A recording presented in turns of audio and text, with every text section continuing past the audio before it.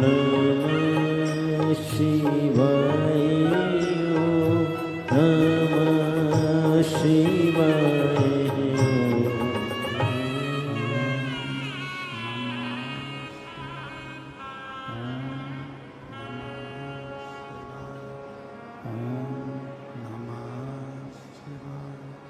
विश्वनाथ भगवान की जय, महाकालेश्वर भगवान की जय, ओंकारेश्वर भगवान की जय, कुबेरेश्वर महादेव की जय।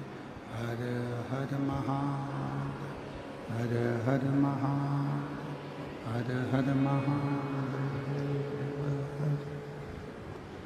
काशी विश्वनाथ गोवर्धन कालदर्शी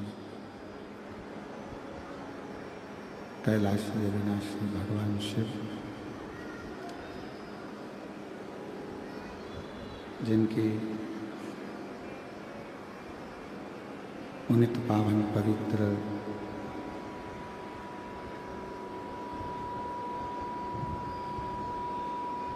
श्री शिव महापुराण की पवित्र कथा बाबा देवादिदेव महादेव की पवित्र करुणा, कृपा, दया, जो आप और हम सब श्रावण के इस पवित्र अवसर पर भगवान शिव की पवित्र कृपा से, उनकी करुणा, उनकी उदारता से ये पवित्र पावन शिव महापुराण की कथा जयंती स्टेडियम भिलाई छत्तीसगढ़ के इस पवित्र पावन प्रांगण में श्रवण करने के लिए विराजमान है। कथा के मुख्य आयोजक श्री बोलबम सेवा एवं कल्याण समिति प्रदेश अध्यक्ष श्री दया सिंह जी भिलाई छत्तीसगढ़ से, एक बार जोरदार ताली बजाकर उनके लिए साधुवाद। जिन्होंने इस पवित्र पावन कथा का आयोजन कराकर संपूर्ण छत्तीसगढ़ वासियों को बड़ा आनंद प्रदान किया है। एक बार जोरदार ताली बजाकर उनका स्वागत करें। प्रेशर नहीं है। भगवान शिव की जब कृपा होती है तब कहीं शिव महापुराण की कथा अपने क्षेत्र में श्रावण महीने में आयोजित हो पाती है। और मैं श्री दया सिंह जी को कहूँगा कि आपकी शिव भक्ति बड़ी प्रबल है, इसलिए बाबा ने सावन महीने में आप पर यहाँ करुणा कर। और तेरी कृपा बिना ना हिले एक भी अणु, लेते श्वास तेरी कृपा से तनु तनु। बखान क्या करूं मैं राखों के ढेर का, चपटी भभूत में खजाना कुबेर का। हे गंगा मुक्ति का ओंकार भोले ओम करे तू आयु सरतिहारी शंभु तारिका। बखान क्या करूं मैं राखों के ढेर का, चपटी भभूत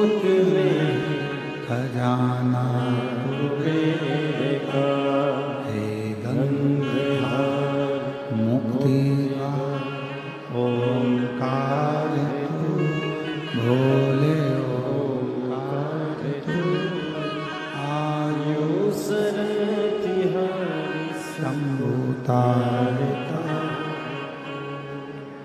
भिलाई वासियों के कोई पुण्य प्रबल है जो श्रावण महीने में एक कथा भले कहीं ऑफलाइन होए ना हो पर भिलाई में जरूर हो जाती है। कथा मंडप में विराजमान पूर्व गृह मंत्री जी एवं साथ में ही विराजमान मंत्री महोदय, सभी श्रोता भाई बहन जो इस पवित्र कथा का लाभ ले रहे हैं और अपने जीवन को सार्थक बना रहे हैं।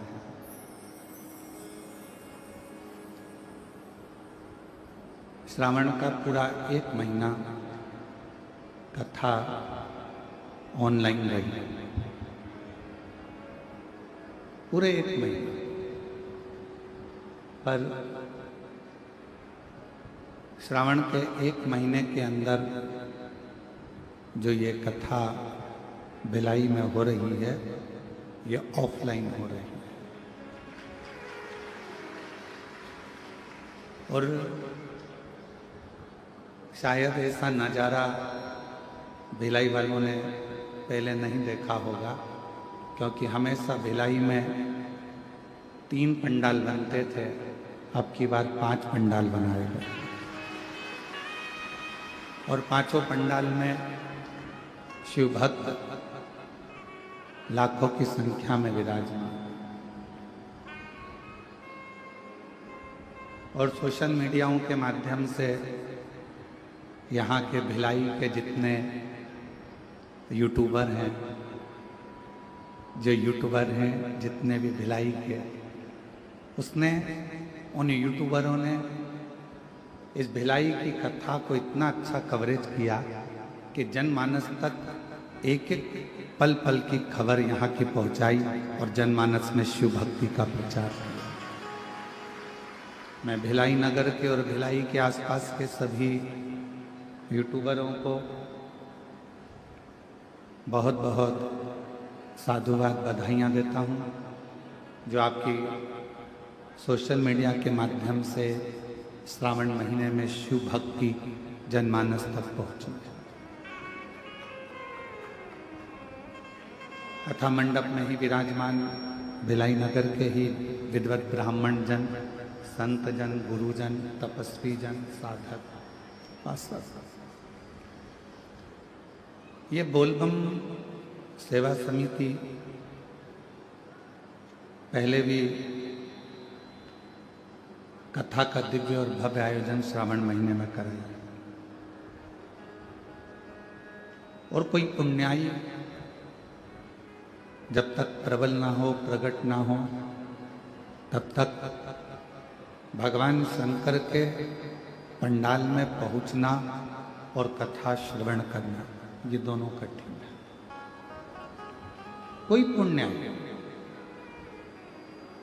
कोई पिछले जन्म के अच्छे कर्म मुझे बाबा तेरा, जहाँ सारी दुनिया झुकती है, जहाँ सारी दुनिया झुकती है, मुझे वो आली दरबार मिला, दरबार मिला।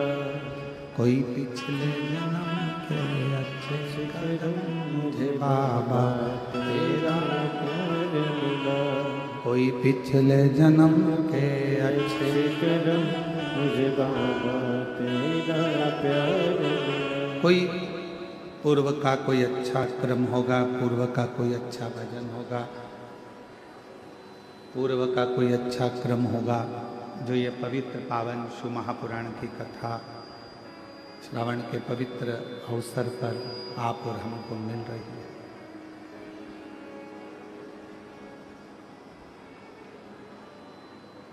एक बात अपने जीवन में उतारिए।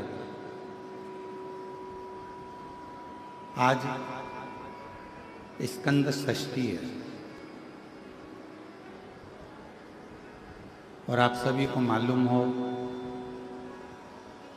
श्रावण महीने की जो स्कंद षष्ठी होती है, स्कंद छठ होती है, षष्ठी होती है, ये पूरे वर्ष में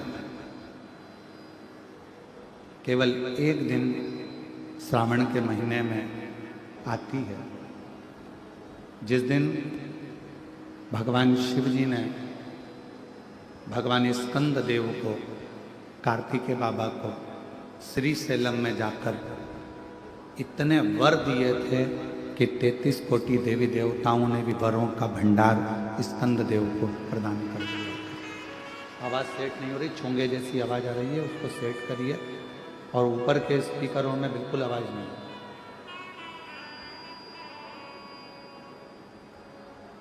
आज वो स्कंद षष्ठी है। कहते हैं आज के दिन यदि भगवान शंकर जी का नाम स्मरण किया जाए, आज के दिन यदि भगवान शिव के नामों को जपा जाए या भगवान शिव के नामों का स्मरण किया जाए या स्कंद भगवान के पवित्र चरित्र का स्मरण किया जाए, तो भगवान शिव की अनुपम कृपा आप और हम पर होती है। केवल वर्ष भर में आज का ही दिन ऐसा होता है स्कंद षष्ठी का कि यदि परिवार का कोई सदस्य यदि रूठ गया है, परिवार का कोई सदस्य यदि आपस में यदि कोई विवाद हो रहा है या परिवार टूट रहा है या आपस में बहुत ज़्यादा क्लेश चल रहा है, तो आज के ही दिन, स्कंद षष्ठी के ही दिन एक बेलपत्र, एक दुर्वा, एक श्वेत पुष्प, सफेद फूल, स्कंद भगवान का जो स्थान, आपको पहले भी कथा में कहा कि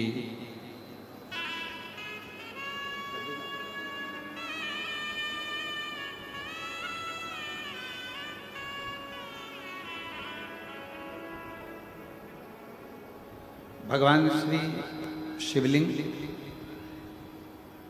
जलाधारी माँ जगतजननी जगदम्बा अम्बा माँ पार्वती जी का स्थान,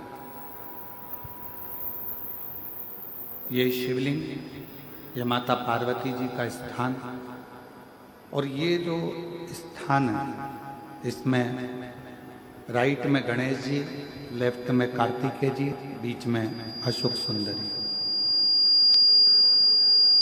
तो जो स्कंद भगवान का जो स्थान है, स्कंद भगवान का जो स्थान है, उस स्थान पर एक बेलपत्र, एक दुर्वा, एक श्वेत पुष्प चढ़ाकर जल की धार को स्कंद बाबा पे समर्पित करते हुए शिवलिंग पर अगर समर्पित किया जाता है, तो कितना भी चाहे परिवार में विवाद चल रहा हो, चाहे परिवार में विवाद चल रहा हो, चाहे रिश्तेदारों में विवाद चल रहा हो, चाहे आपस में विवाद चल रहा हो, स्कंद षष्ठी के दिन अगर जल स्कंद भगवान का नाम लेकर समर्पित किया जाता है आज के दिन, तो परिवार में वापिस प्रेम बढ़ जाता है और परिवार टूटने से बच जाता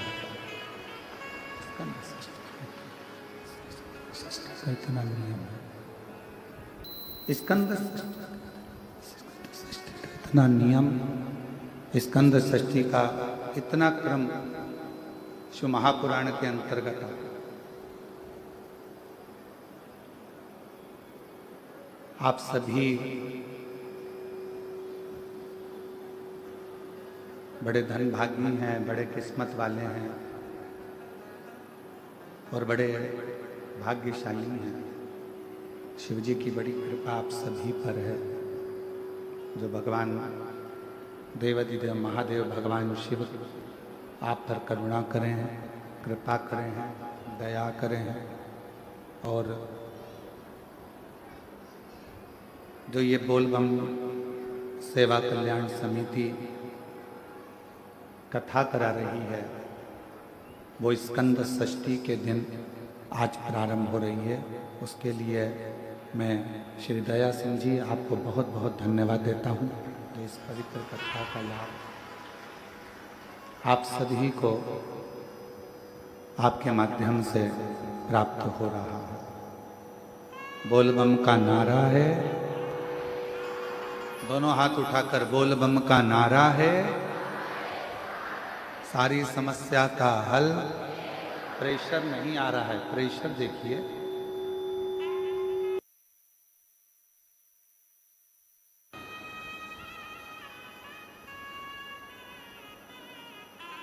भगवान शिव की करुणा, उदारता, करुणा उनकी उदारता पूर्व में जितनी भी कथा हुई हैं, जितनी भी पूर्व में कथा का क्रम रहा है,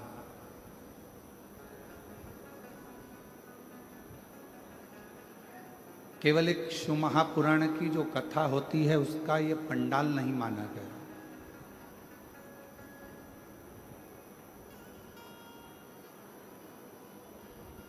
जहाँ पर भी भगवान शंकर की कथा होती है, शिव महापुराण की कथा होती है, उसको पंडाल नहीं कहते, उसको पंडाल उसको पंडाल नहीं बोलते हैं, उसको पंडाल नहीं कहा जाता। शिव महापुराण की जो कथा होती है, जो भी स्थान होता है उसको भगवान शिव का कैलाश धाम माना गया है, जहाँ बैठकर शिव भक्त शिव महापुराण की कथा को श्रवण करते हैं।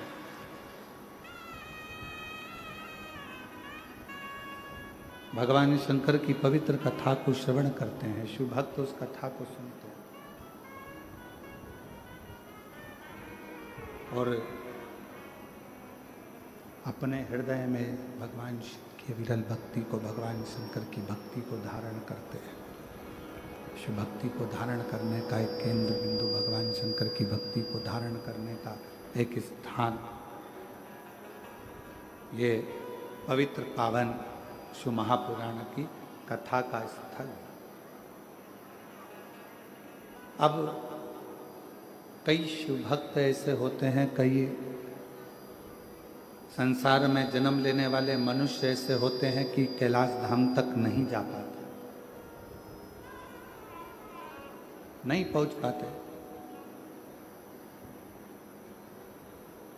पर मेरे शंकर भगवान ने, भगवान शिव ने अपनी वाणी में स्वयं तुमरुका जी से कहा है,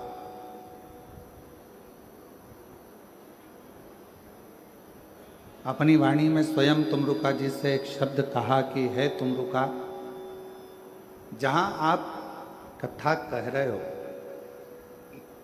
जहां मैं इस कथा को ईसर गोरा बनकर श्रवण कर रहा हूं, चंचुला देवी जिस कथा को के लिए, चंचुला देवी अपने पति बिंदु की मुक्ति के लिए, मोक्ष के लिए एक कथा श्रवण कर रही है। तो आज मैं वचन देता हूं तुमरुका जी कि जिस स्थान पर ये पवित्र शिव महापुराण की कथा जहाँ पर भी होगी, वो भूमि साधारण नहीं कहलाएगी। शिव जी कहते हैं वो मेरा कैलाश 7 दिन तक वहीं पर विराजमान रहेगा और भगवान शिव की अविरल कथा का रसपान करें। 7 दिवसीय शिव महापुराण की कथा संपूर्ण विश्व के कल्याण के लिए, संपूर्ण जगत के कल्याण के लिए, संपूर्ण जगत के उद्धार के लिए ये कथा श्रावण के महीने में प्रारंभ हुई। अब जैसे श्रीमद् भागवत जी श्रवण करने का एक नियम होता है कि एक स्थान पर बैठकर बड़े आनंद के साथ कथा का रस तत्व ग्रहण किया जाए। रामचरितमानस का एक नियम होता है कि रामचरितमानस 24 घंटे में, 9 दिन में, 1 माह में, त्रैमासिक में, 12 महीने में, जैसा भी आपको क्रम करना हो उस क्रम से उसको पूर्ण किया जाए। उसी तरह, उसी क्रम में शिव महापुराण का एक नियम है और वो नियम संपूर्ण श्रोताओं को, चाहे वो आस्था चैनल पर, टीवी पर सुन रहे हो, मोबाइल पर सुन रहे हो, टीवी पर सुन रहे हो, या पंडाल में बैठकर श्रवण कर रहे हो, जहां से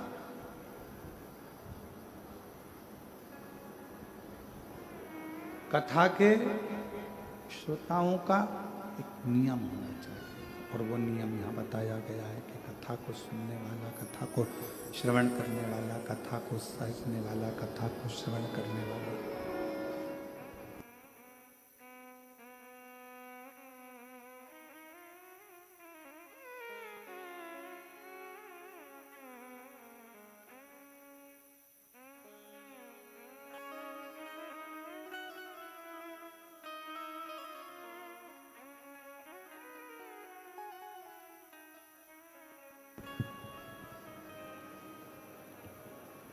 जैसे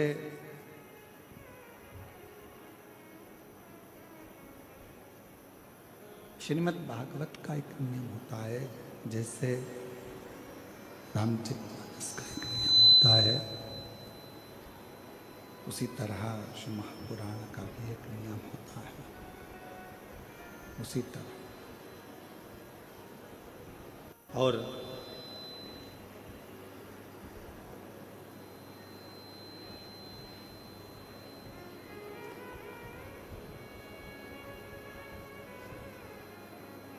हमारे बीच में माननीय विधानसभा जी अध्यक्ष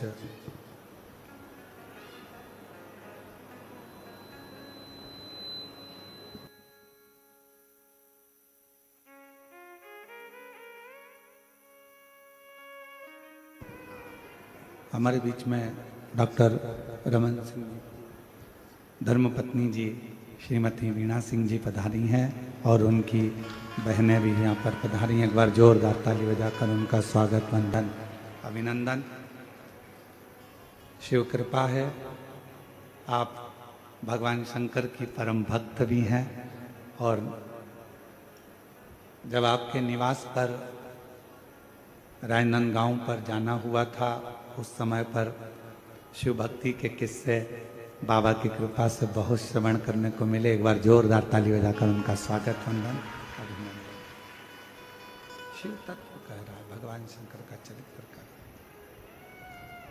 और तेरी कृपा बिना ना हिले एक भी अणु, लेते हैं श्वास तेरी कृपा से तनु तनु, बखान क्या करूं मैं राखों के ढेर का, चपटी भभूत में खजाना कुबेर का, हे गंगाधार मुक्ति द्वार ओंकार तू, भोले ओंकार तू, आयो शरण तिहारी शंभु तार तार तू।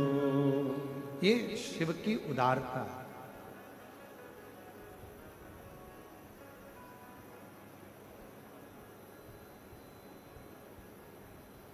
तो स्वयं भगवान शिव कह रहे हैं तुमरुका जी से कि है तुमरुका मृत्युलोक में, भूमंडल पर, संसार सागर में, मृत्युलोक में, भूमंडल पर, संसार सागर में, कहीं पर भी जहां पर शिव महापुराण की कथा होगी वो भूमि कोई साधारण नहीं होगी। जितने दिन शिव महापुराण की कथा चलेगी उतने दिन कैलाश वहीं पर विराजमान रहेगा और उस कैलाश पर बैठकर लोग कथा सुनेंगे। अब कथा का नियम श्रीमद् भागवत जी का नियम अलग है। श्रीमद् भागवत जी का नियम अलग है, श्री रामचरितमानस का नियम अलग है, विष्णु पुराण जी का नियम अलग है। सारी पुराणों को सुनने का नियम अलग अलग। और जितने शिव भक्त शिव महापुराण की कथा में बैठे हैं, जितने शिव भक्त आस्था चैनल पर सुन रहे हैं, फेसबुक यूट्यूब पर श्रवण कर रहे हैं, उनसे निवेदन करेंगे शिव महापुराण की कथा सुनने का भी एक अलग नियम है। शिव महापुराण की कथा सुनने का नियम कौन सा है? तो कहा शिव पुराण का एक सबसे बड़ा नियम है, आप अपने घर से जब शिव महापुराण की कथा को श्रवण करने के लिए जाओ या अपने घर में बैठकर टीवी के सामने या मोबाइल पर भी शिव महापुराण की कथा को श्रवण करो, उस समय पर तुम्हें ये पूर्ण विश्वास होना चाहिए कि कथा मैं नहीं, मेरा महादेव श्रवण कर रहा है और मेरे दुखड़े को हर रहा है। ये विश्वास, ये विश्वास, भरोसा, ये श्रद्धा, ये दृढ़ता आपके और हमारे जीवन में आनंद देता है। और फिर निवेदन है, अपना समय बिल्कुल बर्बाद मत करो। आपके मन में अगर शिव जी के प्रति विश्वास है, आपके मन में भगवान शंकर जी के प्रति भरोसा है, दृढ़ता है, विश्वास है, तो शिव महापुराण की कथा के पंडाल में जाकर बैठो। कहां तुम्हें जगह मिल जाए वहां जाकर बैठो।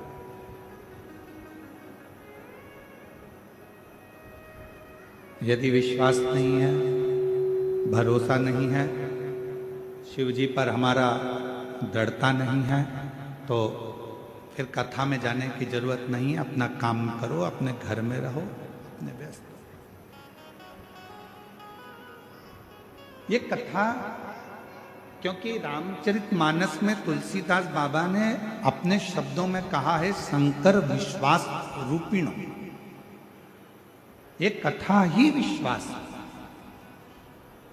और विश्वास को ही शिव कहा गया।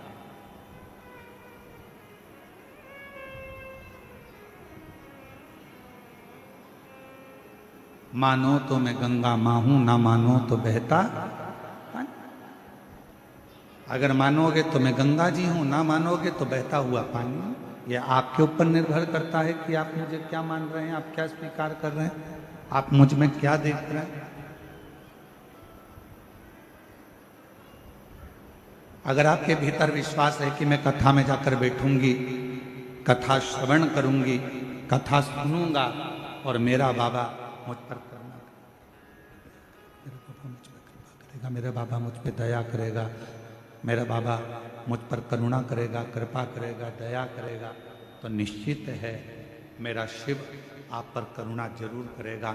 और 7 दिन की कथा जितने विश्वास के साथ, जितने भरोसे के साथ, जितनी दृढ़ता के साथ आप श्रवण करेंगे, उतना उतना शिव आप पर करुणा करना प्रारंभ कर देगा। दृढ़ता, विश्वास, भरोसा।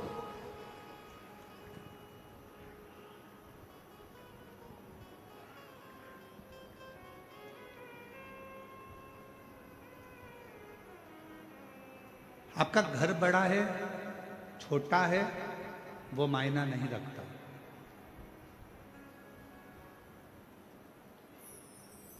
आप बहुत बड़े बंगले में रहते हो, वो मायना नहीं रखता।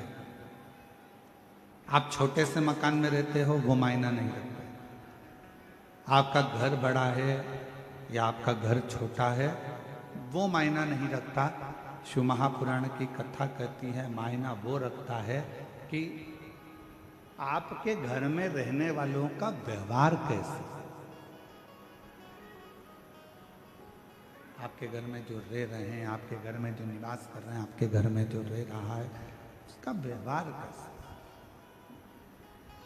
मालूम पड़े बंगला तो बहुत बड़ा है, घर बहुत बड़ा है, और व्यवहार जो घर में रह रहे हैं 4 लोग 5 लोग 10 लोग घर के रहने वाले हैं, उनका व्यवहार ही अच्छा नहीं है, तो घर का बंगला किस काम का?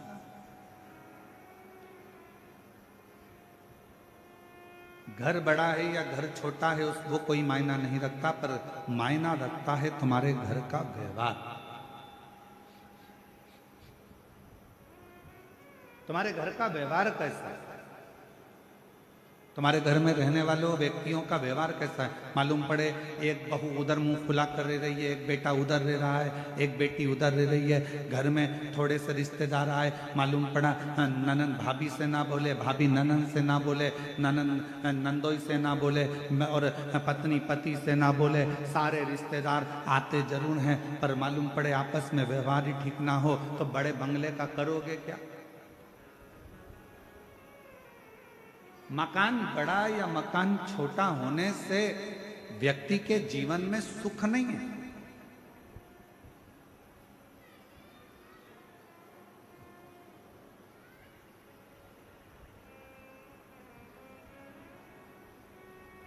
धन का बिस्तर मिल जाए पर नींद को तरसे नैन, और कांटों पर भी सोकर आए किसी के मन को चैन। कोई कारण होगा। मालूम पड़े डनलप का गद्दा लगा है, एसी लगा है, खूब जोरदार मलमल की रजाई भी है, तकिया भी बिल्कुल एकदम कोमल है, और बड़े आराम से कमरा भी बिल्कुल क्लीन साफ एकदम बढ़िया है, और मालूम आए पर नींद को तरसे ने। घर बड़ा है, बंगला बड़ा है, गाड़ी बड़ी है, कमरा बड़ा है, पलंग बड़ा है, गादी बड़ी है, तकिया बड़ा है, सारे सुख अपने आप उस कमरे के अंदर। ऐसा कोई सुख नहीं है जो तुम्हारे सोने के कमरे में नहीं है, और फिर भी तुमको रात को सोते समय एक ना एक गोली खाकर सोना पड़ रहा है। कभी घुटना दुख रहा, कभी कमर दुख रही, कभी कंधा दुख रहा, कभी सिर दुख रहा, कभी कोनी दुख रही, कभी पंजा दुख रहा। 24 घंटे में रात्रि के समय पर यदि चैन की नींद नहीं आ रही है तो समझ लेना कि धन तो बढ़ गया पर मन की शांति नहीं बढ़ पाई है। वो मन की शांति को बढ़ाने का एक स्थान ढूंढ, मन की शांति को बढ़ाने का एक केंद्र बिंदु ढूंढ। क्या देती है शिव महापुराण की कथा?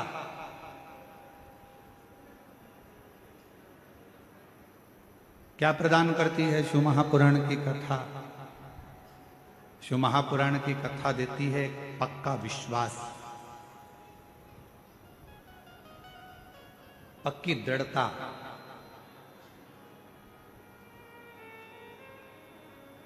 घर अच्छा हो और माहौल अच्छा नहीं हो ना तो उस घर में रहने का मन नहीं करता, और माहौल अगर अच्छा है और घर अच्छा भी नहीं है तो किराए के मकान में भी महल नजर आता है। अगर माहौल अच्छा, मकान अच्छा नहीं है, मान लो मकान अच्छा नहीं है और माहौल अच्छा है, तो किराए के मकान में भी सुख नजर आता है, किराए के मकान में भी आनंद नजर आता है, किराए के मकान में भी आनंद की अनुभूति होती है।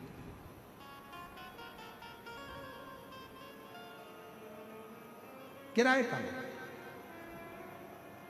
अब कितनी बड़ी कृपा है जरा देखिएगा भगवान शिव की कथा में। बैकुंठ में भगवान नारायण और लक्ष्मी जी विराजमान, और बैकुंठ में भगवान विष्णु और लक्ष्मी जी विराजमान है, और दोनों का झगड़ा होता है, और भगवान नारायण और लक्ष्मी का झगड़ा होता है, और लक्ष्मी जी भगवान नारायण को श्राप दे देती है, हे नारायण तुम मुझे देखकर घोड़े जैसे हंसे हो, मैं तुम्हें श्राप देती हूं कि तुम्हारा सिर कटे और तुम्हें घोड़े का सिर लगे।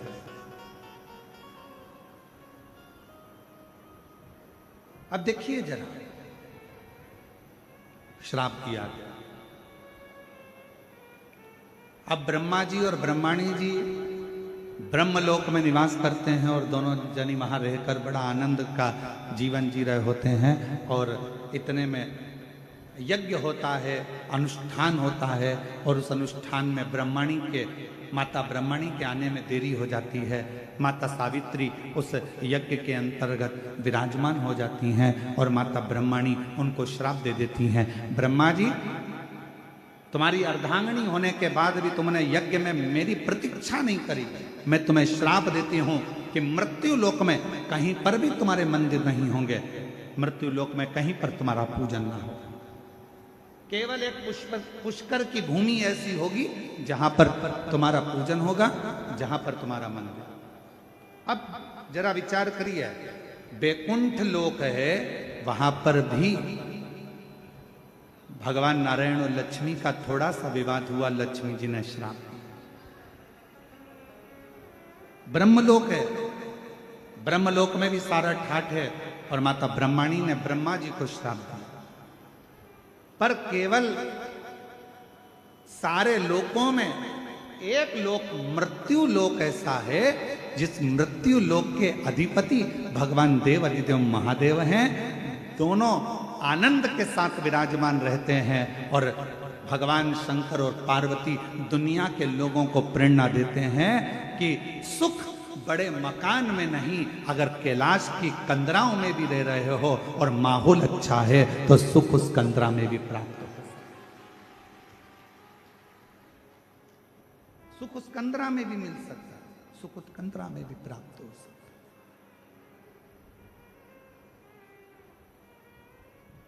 बस अच्छा घर अच्छा है और माहौल अच्छा नहीं है तो घर किसी काम का नहीं है, और अगर माहौल अच्छा है तो फिर आप गुफा में भी रह रहे हो, कंदरा में भी रह रहे हो, तो समझ लो कि सुख है, सुख।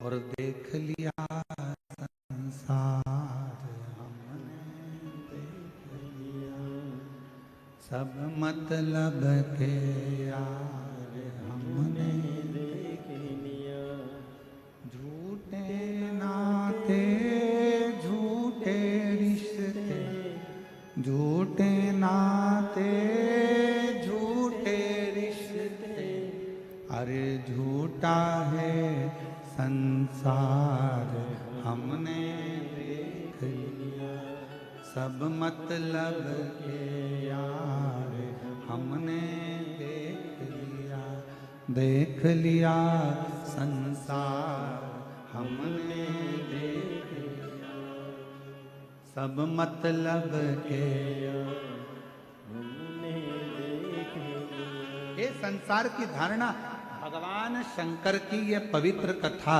शिव महापुराण की ये पवित्र कथा, श्रावण महीने में जितने भी भक्त इस शिव महापुराण की कथा को श्रवण कर रहे हैं, जयंती स्टेडियम भिलाई छत्तीसगढ़ की इस पवित्र धरा से बोलबम सेवा समिति के नेतृत्व में ये जो कथा चल रही है, इस कथा को आप श्रवण करें और ये विचार करें कि अपने घर का माहौल हमें कैसा रखें।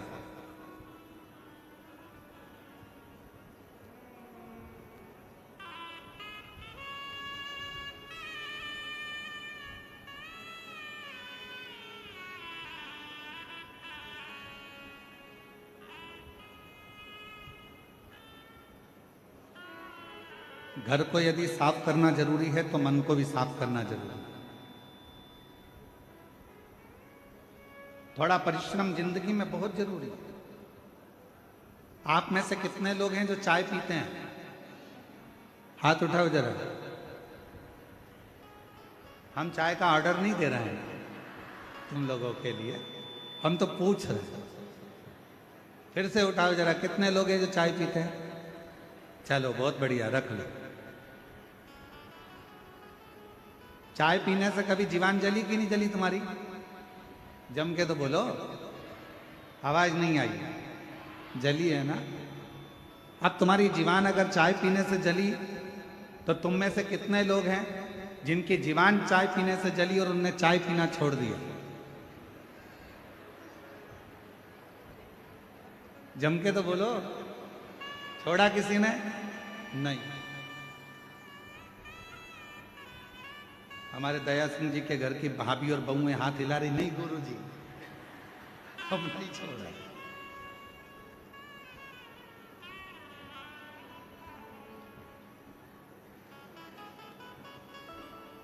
अब जरा विचार करिए, चाय से तुम्हारी जीवान जल गई तो तुमने चाय पीना छोड़ा क्या?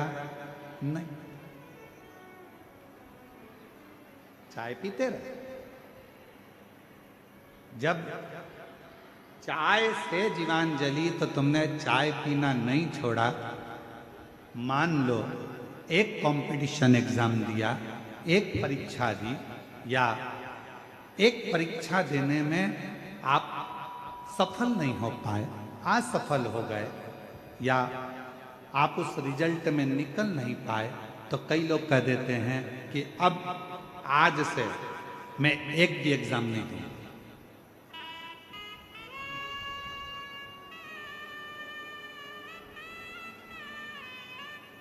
अब मैं कोई परीक्षा नहीं दूंगा। अरे भाई, चाय से जीवान जल जाती है तो लोग चाय पीना नहीं छोड़ते, पीते रहते हैं।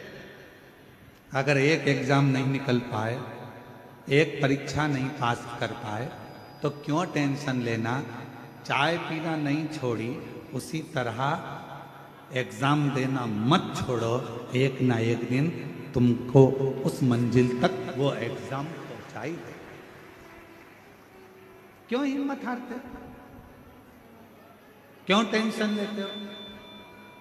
अपनी हिम्मत नहीं हार। और मैंने तेरे ही भरोसे, जिसको आता है वो साथ में गाया करो। मैंने तेरे ही भरोसे हवा बिच उड़ती जवानी, बाबा डोर हटो छड़ी नाम कटी जवानी, भोले मैं तेरी पतंग, शंभू में तेरी पतंग, हवा बिच उड़ती जावांगे, बाबा डोर हटो छड़ी नाम कटी जावांगे, भोले मैं तेरी पतंग। क्यों हिम्मत हारना? परिश्रम करते जाओ। कई लोग कहते हैं गुरुजी हमारे घर का माहौल ठीक नहीं है, अब मैं घर में नहीं रहूंगी, मैं घर छोड़कर चली जाऊंगी। कोई कहता है मैं घर छोड़कर चले जाऊंगा, मैं ऐसा कर लूंगा। शिव महापुराण की कथा कहती है अपने घर का माहौल ठीक करने की जवाबदारी किसी दूसरे ने नहीं ली है। अपने घर के माहौल को ठीक करने की जवाबदारी आपकी अपनी स्वयं। और मेरे शंकर भगवान ने, मेरे ओघड़दानी ने, मेरे शिवजी ने, मेरे शंभू ने पूरी शिव महापुराण की कथा में मार्गदर्शन करते हुए कहा, हिम्मत नहीं हारना, विश्वास पक्का रखना, श्रद्धा पूरी रखना और अपने कर्म को करते जाओ। यदि मार्कंडे बाबा मंत्र का जाप नहीं करते, मार्कंडे बाबा यदि भगवान का भजन ना करते, मार्कंडे बाबा को मालूम पड़ गया था कि मेरी उम्र कम है, मार्कंडे जी को मालूम पड़ गया था कि मेरे प्राण छूट जाएंगे, मार्कंडे जी को मालूम पड़ गया था कि मैं मर जाऊंगा, पर मार्कंडे जी ने अपने पिताजी से जो सुना,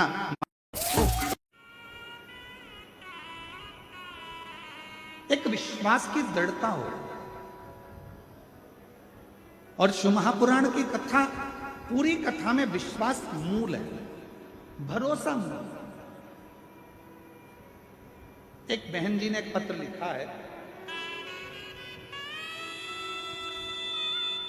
और उन्होंने उस पत्र में तुमरुका जी का नाम लेकर जो सफेद आंकड़े की जड़ का प्रयोग था वो किया है। और पहला पत्र आया है जिसमें हमारे कथा के पंडाल में पहला पत्र है जिसमें उन्होंने तुमरुका जी का फोटो भी लगा कर भेजा। और मैं आस्था चैनल वालों से कहूँगा कि जितने लोग भी एलईडी पर कथा सुन, एलईडी पर दिख रहा है ये कथा, एलईडी पर कथा सुन रहे हैं तो पहले वो सावन के महीने में आज स्कंद षष्ठी है, आप लोग तुमरुका जी का दर्शन करिए, जिसमें तुमरुका जी का नारद जैसा स्वरूप है, घोड़े का मुंह लगा है और हाथ में वीणा है और करताल लेकर वीणा लेकर तुमरुका जी, ये वो तुमरुका जी हैं जिनको शिव जी की अनुपम कृपा है और जिनका नाम लेने से नारी के जीवन का ऐसा कोई रोग नहीं है जो समाप्त नहीं होता हो। यहाँ तक कि शरीर में, गर्भाशय में, चेष्ट में अगर गठान भी पड़ जाती है और तुमरुका जी का नाम लेकर जल चढ़ाकर अगर आचमन किया जाता है तो वो गठान तक गल जाती है। ऐसा तुमरुका जी का वो चित्र। दर्शन हो रहे हैं सबको? एलईडी वालों, जिस जिस पंडाल में दर्शन हो रहे हैं एक बार जोरदार ताली बजाकर साधुता करें। ये वो तुमरुका। अब पत्र, मेरा नाम रामेश्वरी साहू है, पति सूरज साहू है, पता जयंती नगर दुर्ग छत्तीसगढ़ की रहने वाली है। कहीं बैठी हो तो हाथ हिला सकते हैं। बच्चा आया है क्या साथ में? आया है? हाँ, लेकर आ जाइए। एक बार वापिस हाथ हिलाओ। हाँ, आ जाइए। मेरा नाम रामेश्वरी साहू है, पति सूरज साहू है, हम जयंती नगर दुर्ग छत्तीसगढ़ के रहने वाले हैं। मेरी शादी को 15 साल हो गए थे और 15 साल से मेरे यहाँ कोई संतान नहीं थी। गुरुजी, हमने बहुत से डॉक्टरों को दिखाया, पत्र एलईडी पर दिख रहा होगा, आप हमारे साथ में पत्र को पढ़ सकते हो और पत्र पर उंगली चलेगी, आप साथ में पढ़ सकते हो। 15 साल हो गया था शादी को, लेकिन कोई संतान नहीं थी।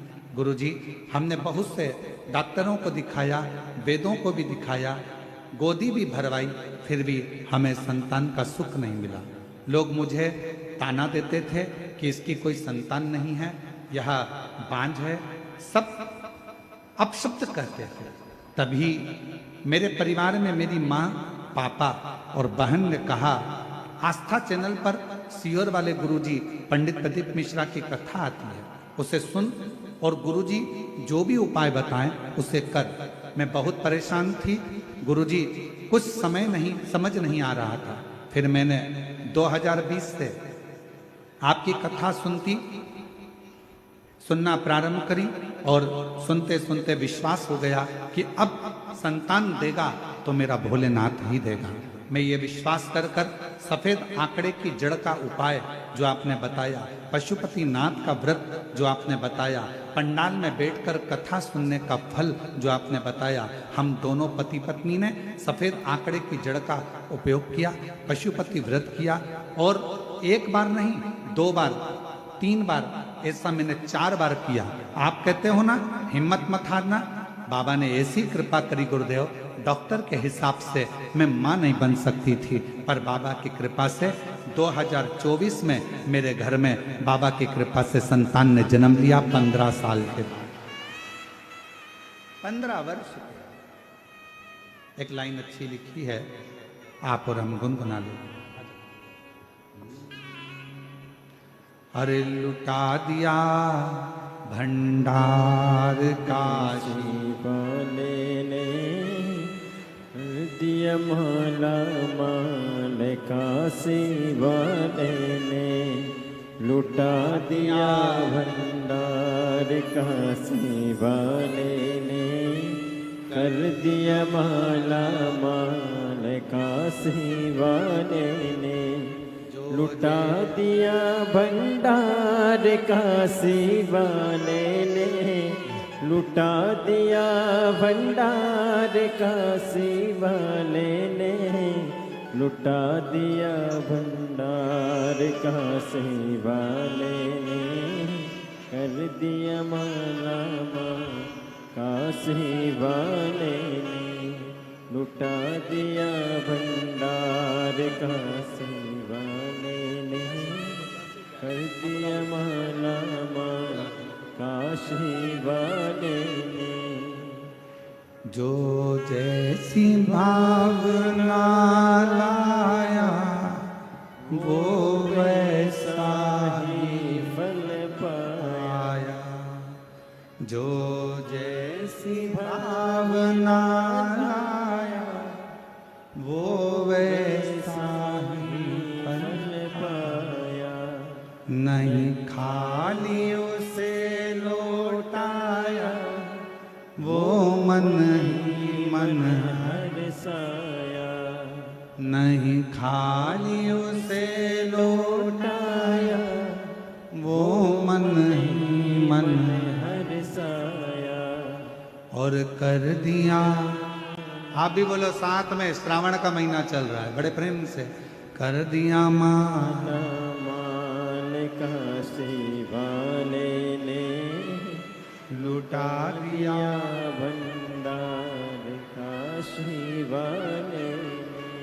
इस पत्र में उन्होंने एक लाइन लिखी है, बड़ी अच्छी लाइन, देखिए।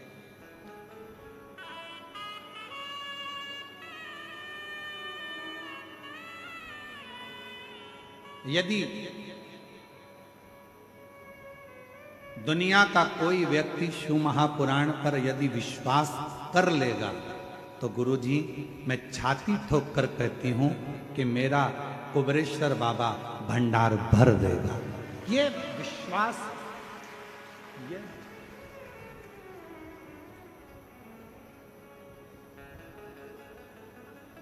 और जितनी मेरी जीजियां बैठी हैं, जितने मेरे जीजा बैठे हैं, जितनी मेरी बेटियां बेटाएं, मेरी माताएं जितनी बैठी हैं, मैं आपको निवेदन करूं, जितने विश्वास से आप शिव महापुराण की कथा को श्रवण करेंगे, और ये विश्वास ही तो है जो 5 पंडाल लगे होने के बाद भी भक्तों का सैलाब पंडालों के बाहर खड़ा हुआ है, ये आपका विश्वास और आपकी दृढ़ता और आपका भरोसा है। ये विश्वास नहीं तो क्या, यही विश्वास, यही विश्वास। और जो जैसी भावना लाया वो वैसा ही फल पाया, नहीं खाली उसे लौटाया वो मन ही मन हरसाया, कर दिया उसे निहाल काशी वाले ने, लुटा दिया भंडार काशी वाले ने, लुटा दिया भंडार काशी वाले ने, कर दिया माला माल काशी वाले, लुटा दिया भंडार काशी वाले ने, लुटा दिया भंडार काशी वाले ने, कर दिया माला माल काशी वाले ने। भंडार काशी वाले ने कर दिया माला माल काशी वाले ने। एक विश्वास यदि है तो शिव आपके करीब है।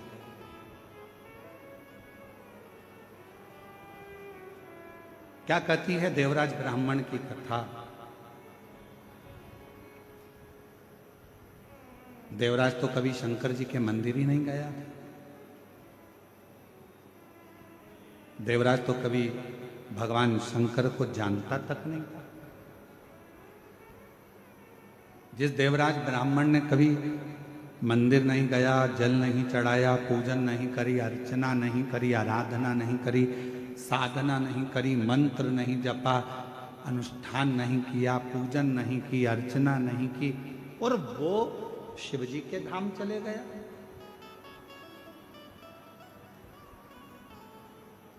वो भगवान शंकर के धाम चले गया। ए मेरी छत्तीसगढ़ की जीजियों और मेरे छत्तीसगढ़ के जीजाओं, बेटियों, बेटाओं, मेरी माताओं, आपसे निवेदन करूं, एक बार एकांत में बैठना और एकांत में बैठकर कभी इस बात पर विचार करना कि देवराज ने आखिर पुण्य कौन सा करा।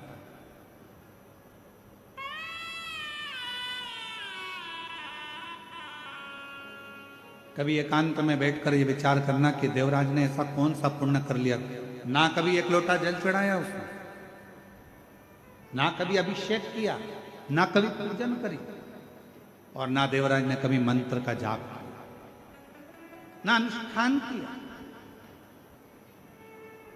फिर करा क्या?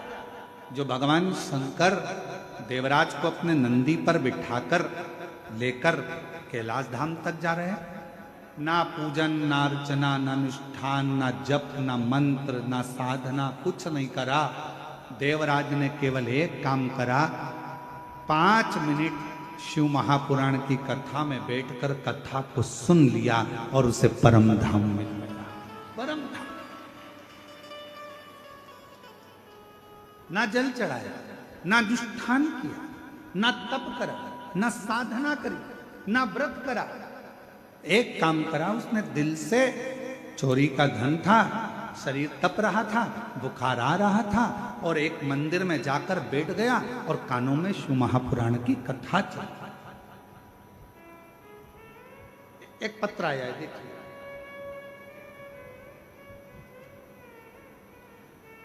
मेरा नाम योगिता शर्मा है, मैं राजिम की निवासी हूं, जिला गरियाबाद से आई हूं। कहीं बैठी हों तो हाथ हिला सकती हैं, अगर कहीं बैठी हों तो हाथ हिला सकती हैं। मेरा नाम योगिता शर्मा है, मैं राजिम की निवासी हूँ, जिला गरियाबाद से आई हूँ। और अगर कहीं बैठी हों तो हाथ हिला दें, और अगर बैठी हों आप ही हैं ऐसा हाथ हिला दें। वापिस हिलाओ। आइए एक बेलपत्र लेकर जाइए, आ जाइए। गुरुजी, मैं पशुपतिनाथ के व्रत की महिमा, 1 लोटा जल व मंदिर की साफ सफाई का कितना बखान करूं उतना कम है। पत्र को आप लोग एलईडी पर पढ़ सकते हैं। मैं पशुपतिनाथ जी की व्रत की महिमा, 1 लोटा जल, मंदिर की साफ सफाई और का जितना बखान करूं उतना कम है। गुरुजी, मेरे बड़े बेटे सिद्धार्थ शर्मा ने इंजीनियरिंग करके सिविल सर्विसेज यूपीएससी में कड़ी मेहनत करके सफलता हासिल करने का प्रयास किया, पर यूपीएससी का एग्जाम मेरा बेटा निकाल नहीं पाया। दूसरी बार फिर से उसने यूपीएससी की परीक्षा दी, इंटरव्यू दिया, सिलेक्शन नहीं हुआ। एक बार फिर शॉर्ट लिस्ट में उसका नाम आया। हमें लगा कुछ महीने में उसका सर्विस ऑर्डर आ जाएगा, पर कुछ नहीं हुआ। फिर से मेरे बेटे ने तैयारी करी। मैंने अपने बेटे से कहा, बेटा वो सियोर वाला महाराज कहता है कि अगर मेहनत पूरी करी जाए, परिश्रम पूरा करा जाए, रात दिन एक करा जाए और आखिरी में एक बेलपत्री पर शहद लगाकर शिवजी को चढ़ाकर एग्जाम दिया जाए तो बाबा सुनता जरूर। मेरा बेटा बोला, माँ एक बार अपन रुद्राक्ष महोत्सव में सीहोर चलते हैं। मेरा बेटा मुझे 2022 में सीहोर ले गया। मेरे बेटे ने कंकर शंकर की पूजा करी। गुरुजी, 29 अप्रैल 2022 को राजिम से रतलाम की 7वें दिन की कथा सुनने हम पंडाल में चले गए, क्योंकि हमने सुना है कि पंडाल में बैठकर जो मांगा जाता है वो बाबा देता है। गुरुदेव, हम पंडाल में रतलाम मध्य प्रदेश पहुंच गए, वहां कथा सुनी और बाबा की ऐसी कृपा हुई गुरुदेव, पंडाल की कथा 7 दिन की पूरी कर कर निकले और बाबा की कृपा से उसका यूपीएससी का एक रिजल्ट आना रह गया था, जो रुक गया था, उसका रिजल्ट आ गया और आज मेरा बेटा सेंट्रल गवर्नमेंट सर्विस का ऑर्डर आ गया और मेरा बेटा आज सेंट्रल गवर्नमेंट की सर्विस कर रहा है। गुरुदेव, मेरा बेटा राजिम क्षेत्र का सेंट्रल गवर्नमेंट की जॉब का पहला लड़का है जिसने सेंट्रल गवर्नमेंट की बड़ी नौकरी उसको प्राप्त हुई यूपीएससी की परीक्षा फाइनल कर कर। आज मैं बाबा को यहाँ धन्यवाद देने के लिए आई हूँ कि कुबेरेश्वर बाबा की ऐसी कृपा है गुरुदेव कि अगर पंडाल में कथा सुनते सुनते जो मन में आता है कुबेर भंडारी उसको पूरा जरूर करता है। मैं शिव को नमन करने आ जाओ। जो जैसी लाया वो ऐसा ही फल पाया, नहीं खाने उसे लौटाया, वो मन ही मन हर्षाया, कर दिया उसे निहाल काशी वाले ने, कर दिया महला एक बार जोरदार ताली बजाएं।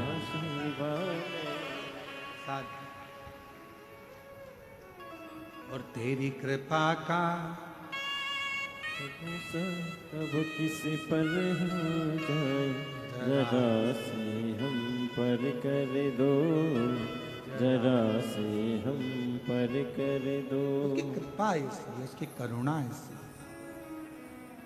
कितना विश्वास लेकर आप कथा सुन रहे हैं ये आपके ऊपर निर्भर करता है।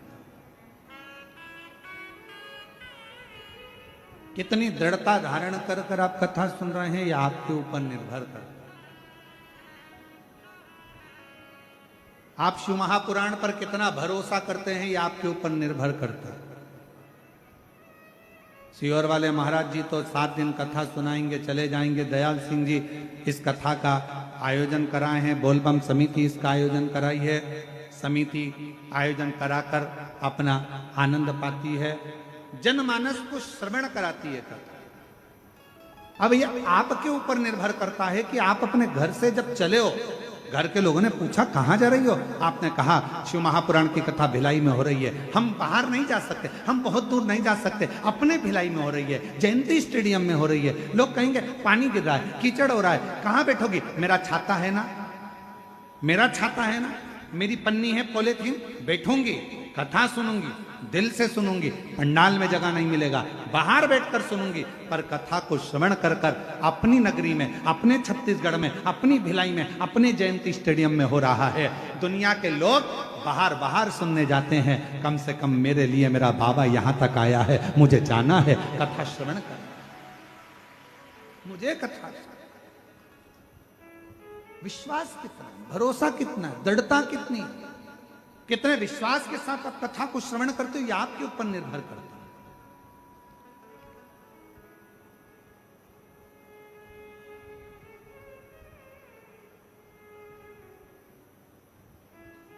अरे बारिश हो रही है, कहां जा रही है? बारिश का काम है बरसना, और हमारा काम है कथा को श्रवण करना। ये हमारा कार्य, हम सुन।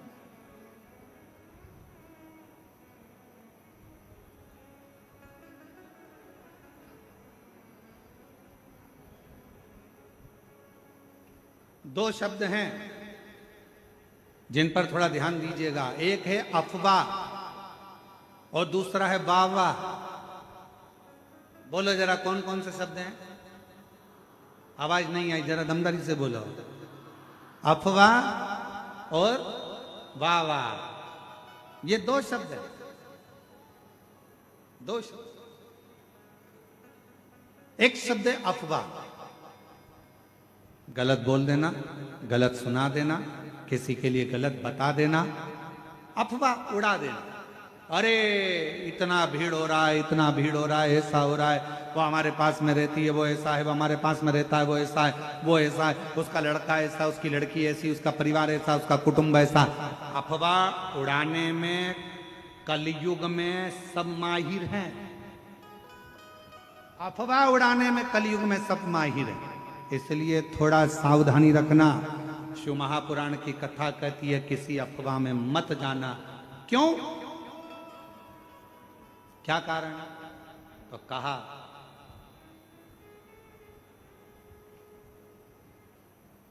अफवाह और वाह ये दो शब्द व्यक्ति को बर्बाद कर देते।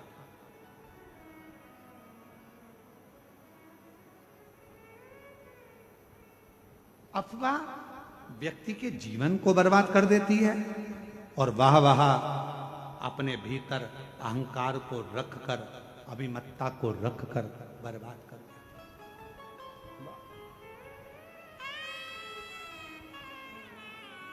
इसलिए थोड़ा सावधान। एक कितना सुंदर प्रसंग है। एक गांव में एक बुजुर्ग व्यक्ति रहता था, बड़ा बड़ा प्रतिष्ठित था, बड़ा प्रतिष्ठित।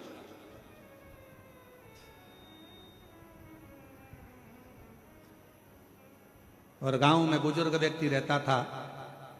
उन्हीं के घर के 4 घर छोड़कर एक बड़ा नौजवान लड़का, बड़ा सुंदर, बड़ा स्मार्ट, बड़ा विद्वान, बड़ा ज्ञानवान एक लड़का रहता था। बहुत विद्वान था, पढ़ा लिखा था और अच्छा स्मार्ट था, हैंडसम था, और सब बढ़िया अच्छा था। अब बुजुर्ग व्यक्ति के मन में आया कि बताओ, लोग इसी को ज्यादा सम्मान देते हैं, इसी को आदर देते हैं, इसी का सत्कार करते हैं, इसी को पूछते हैं। तो इसने धीरे धीरे कर कर गांव के लोगों का कान भरना प्रारंभ कर दिया कि ये जो लड़का है ये चोर है। इसने उस कॉलोनी में चोरी करी थी, उस मोहल्ले में चोरी करी थी। धीरे धीरे अफवाह उड़ाना प्रारंभ करा और अफवाह ऐसी उड़ाई कि पूरे गांव में, पूरे नगर में बात हो गई कि ये लड़का चोर है। सब दूर खबर हो गई, ये चोर है, इसने चोरी करी। अब बात चलते चलते एक दिन नगर के है गांव में चोरी हो गई और चोरी का इल्जाम गांव के लोगों ने किस पे लगाया? उसी लड़के पर लगाया जो चोर नहीं था, पर ईर्ष्या से उसको चोर बना दिया गया और चोरी का इल्जाम लगा दिया। चोरी का इल्जाम जैसे ही लगा, चोरी का इल्जाम लगते से उस लड़के को पकड़ा गया, थाने में लेकर गए, बंद किया। बंद करने के बाद जब निर्णय लिया गया, सारे सबूत देखे गए, तो मालूम पड़ा कि इस लड़के ने तो चोरी ही नहीं की। चोरी सूचना पाई कि इस पर चोरी का इल्जाम लगाया किसने, तो कहा कि एक गांव का व्यक्ति है और उस गांव के व्यक्ति ने इस पर चोरी का इल्जाम लगाया। उस गांव के बुजुर्ग व्यक्ति को बुलाया और पूछा गया, तुमने इस नवयुवक लड़के की जिंदगी खराब कर दी, तुमने इस नवयुवक युवान लड़के का जीवन बर्बाद कर दिया और तुमने इस पर चोरी का इल्जाम लगा दिया। वो बुजुर्ग व्यक्ति आंखों से आंसू भरकर रोने लगा। मैंने तो हंसी हंसी में टिप्पणी करी थी छोटी सी, मैंने तो हंसी हंसी में बस ऐसे ही बोल दिया था, मैंने तो हंसी हंसी में बस ऐसे ही नाम ले दिया था। इतने में सरपंच को गुस्सा आ गया और सरपंच ने कहा इसका निर्णय कल लिया जाएगा। एक काम करना, तुमने हंसी हंसी में जो काम किया है, जो तुमने बोला है, इस लड़के के लिए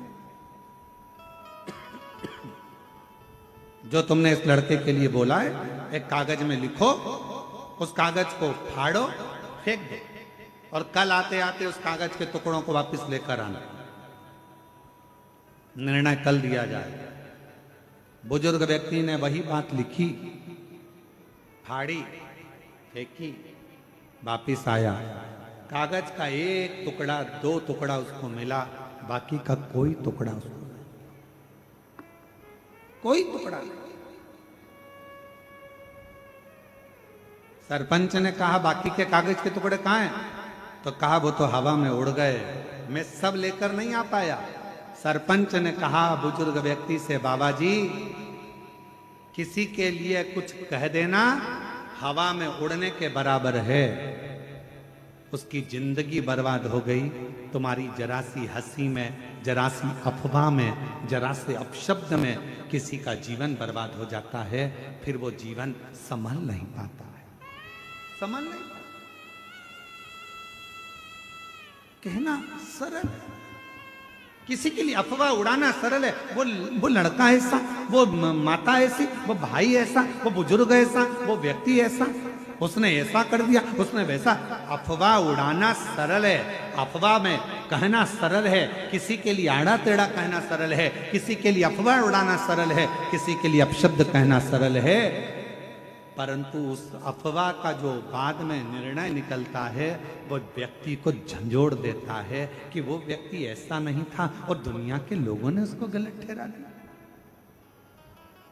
गलत दो शब्द हैं, एक अफवाह और दूसरा वाहवाह। अफवाह भी हमारे जीवन को नष्ट कर देता है, हमारे विचारों को नष्ट कर देता है। और दूसरे नंबर पर है वाहवाह। अगर कोई तुम्हारी तारीफ कर रहा है, वाह वाह बोल कर तारीफ कर रहा है, बहुत बढ़िया भैया, बहुत, तो वाह वाह कर रहा है, तो समझ लेना ये हमारे भीतर कहीं अहंकार को तो नहीं भर रहा, हमारे भीतर कहीं अभिमतता को तो नहीं भर रहा।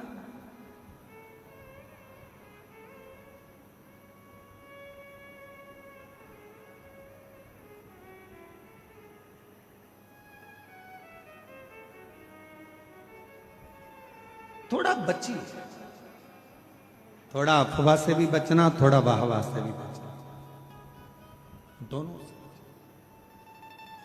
आप जितना बचकर रहोगे उतना अपनी जिंदगी को सुखमय जियोगे। देवराज नामक का ब्राह्मण वो देवराज नाम के ब्राह्मण के भीतर उसने ना कभी दान करा, ना कभी पुण्य करा, ना सत्कर्म करा, ना कभी मंत्र जाप करा, ना कभी स्मरण करा, ना कभी अभिषेक करा, ना कभी पूजन करी, ना कभी आराधना करी। बस उसने एक काम करा, मरने से पहले उस देवराज नाम के ब्राह्मण चोरी का धन लेकर गया था, शंकर के शिवालय में पहुंच गया और शिवालय में जाकर उसने 2 मिनट, 5 मिनट, 1 मिनट, 1.5 मिनट की शिव महापुराण की कथा को श्रवण कर सुन।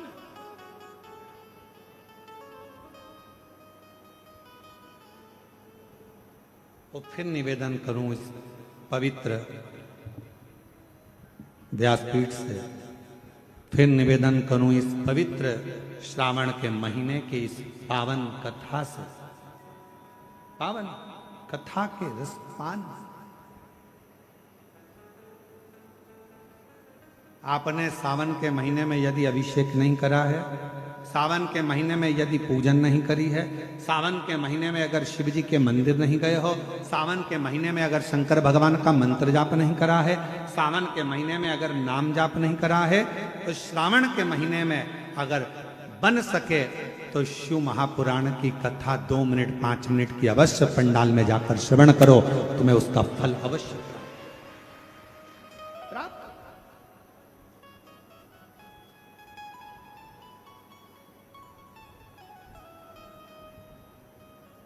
और महादेव नमन चरणों में स्वीकार कीजिए, सबका किया है मेरा भी उद्धार कीजिए, उद्धार कीजिए। हे त्रिपुंडधारी, हे त्रिशूलधारी, हे त्रिपुंडधारी, हे त्रिशूलधारी। चरणों में तेरे बाबा जी पावन है चारों धाम, चरणों में तेरे बाबा जी पावन है चारों धाम। तेरी देव करते वंदना पूजे सीताराम, तेरी देव करते वंदना पूजे सीताराम। हो जाए पूरी कामना, हो जाए पूरी कामना। उपकार कीजिए, सबका किया है मेरा भी उद्धार कीजिए, उद्धार कीजिए।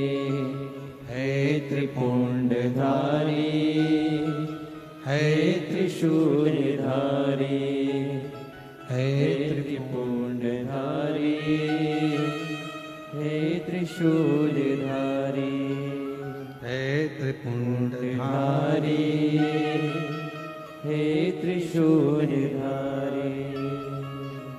महाराज, दुनिया में ऐसा कोई अक्षर नहीं जिसमें छुपा हुआ कोई मंत्र नहीं।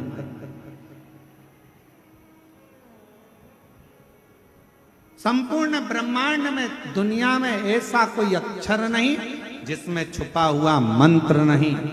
और दुनिया में कोई ऐसा वृक्ष नहीं, पौधा नहीं जिसमें औषधि का गुण नहीं। दुनिया में ऐसा कोई पौधा, ऐसा कोई वृक्ष नहीं है जिसमें औषधि का गुण नहीं है। और दुनिया में कोई ऐसा मनुष्य नहीं जिसके अंदर कोई ना कोई गुण नहीं। परमात्मा सबको गुणवान बनाकर पैदा कर रहा है। हर वृक्ष में, हर पौधे में औषधि होती है। हर शब्द में, हर अक्षर में मंत्र होता है।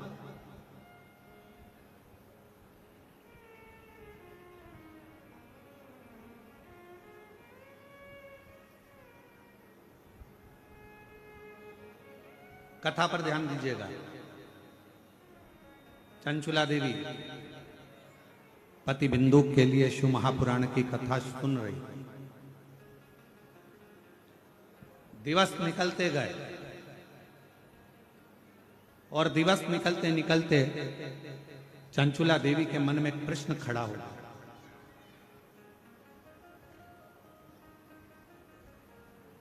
श्रावण की यह पवित्र कथा भिलाई छत्तीसगढ़ से चल रही है। बड़ा सावधानी से सुनिएगा आप लोग इसका। पूरे छत्तीसगढ़ का गौरव है ये पवित्र कथा, जो श्रावण महीने में बोलबम समिति श्री दया सिंह जी को मैं साधुवाद दूं तो इतनी दिव्यता और भव्यता के साथ इस कथा का दिव्य आयोजन हो रहा है।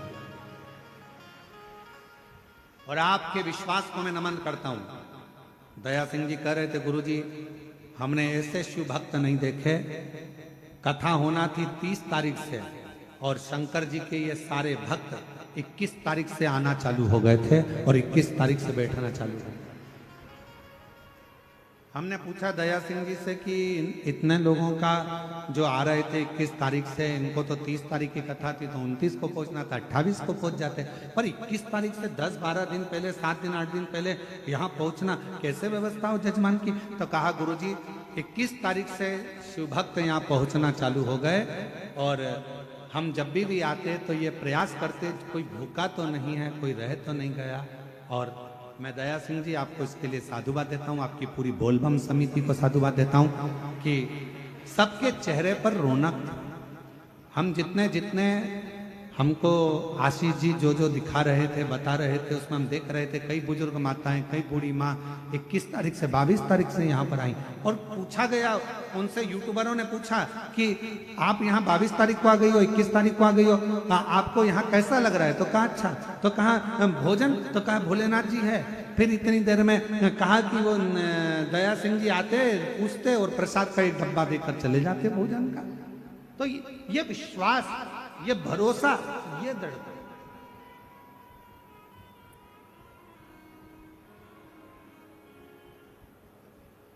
इसलिए इस कथा को हम कहेंगे कि पूरे छत्तीसगढ़ का गौरव है ये शिव महापुराण की कथा, भिलाई जयंती स्टेडियम की कथा। ये गौरव है छत्तीसगढ़ का एक आनंद।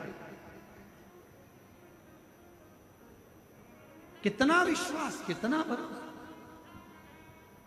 प्रश्न खड़ा हुआ, कथा चलती रही और चलती चलती कथा में कुछ दिन निकले और दिन निकलने के बाद में जैसे ही थोड़े से दिन निकले, दिन निकलने के बाद में चंचुला देवी ने पूछा, तुमरुका जी से एक प्रश्न। बहुत सावधानी से इस प्रश्न का उत्तर सुनिएगा जो चंचुला देवी करिए। तुमरुका जी से प्रश्न किया गया, क्या शिव महापुराण का कौन सा श्लोक, कौन सा अक्षर, कौन सा मंत्र मैं जपूं? चंचुला जी कह रही हैं शिव महापुराण का वो कौन सा अक्षर, कौन सा मंत्र, कौन सा श्लोक मैं जपूं जिससे मेरे पति बिंदुक की मुक्ति हो जाए और मेरा अखंड सौभाग्य हो जाए। मेरा पति बिंदुक प्रेत योनि में पड़ा हुआ है और प्रेत योनि में पड़े हुए मेरे पति की मुक्ति होना बड़ा कठिन है और मेरे वापिस मेरा सौभाग्य, मेरा सिंदूर अमर हो जाए।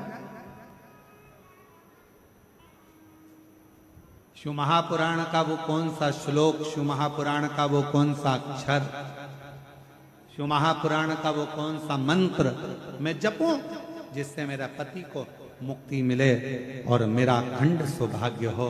तुमरुका जी मुस्कुरा कर कहे रही है, चंचुला शिव महापुराण की कथा ही मंत्र है, शिव महापुराण की कथा ही श्लोक है और शिव महापुराण की कथा ही अक्षर है और शिव महापुराण की कथा ही पार करने वाली नैया है। सुन लिया हो?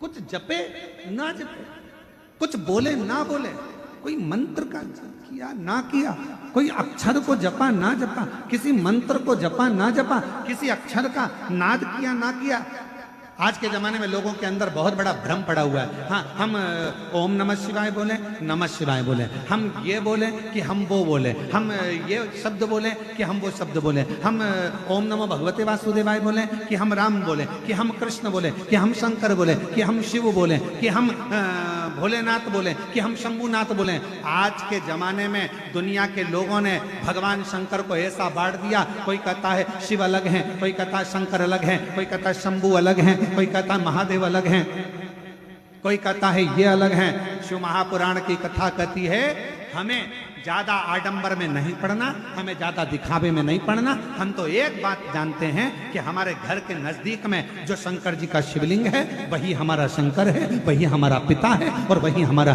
सुनने वाला है। एक लोटा जल चढ़ाएंगे, हमारा बाबा सुन लेगा। और कोई तुमसे कहे ये मंत्र मत बोलो, वो मंत्र मत बोलो, ये ओम नमः शिवाय में ओम मत लगाओ, तो नमः शिवाय में ये मत लगाओ, तो श्री शिवाय नमस्तुभ्यम, तो ओम नमः भगवत, तुम कोई चक्कर में मत पड़ो। तुम्हारा दिल करे तो राम बोलो, तुम्हारा दिल करे तो कृष्ण बोलो, और तुम्हारा दिल करे तो शिव बोलो, और तुम्हारा दिल करे तो नमः शिवाय बोलो, तुम्हारा दिल करे तो ओम नमः शिवाय बोलो, और तुम्हारा दिल करे तो श्री शिवाय नमस्तुभ्यम बोलो, और तुम्हारा दिल करे तो ओम नमो भगवते वासुदेवाय बोलो। तुम्हारा दिल करना चाहिए, क्योंकि दिल तुम्हारा है, मन तुम्हारा है और महादेव तुम्हारा है। दिखावे से वो प्रसन्न नहीं, आडंबर से नहीं प्रसन्न।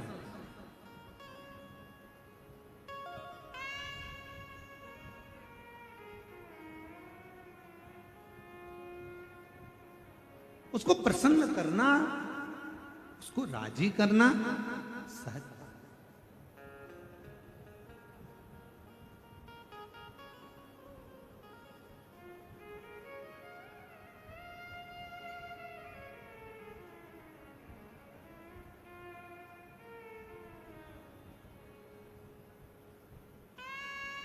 बस उसके चित्त वृत्ति में, मन में थोड़ा सा भाव प्रकट कर।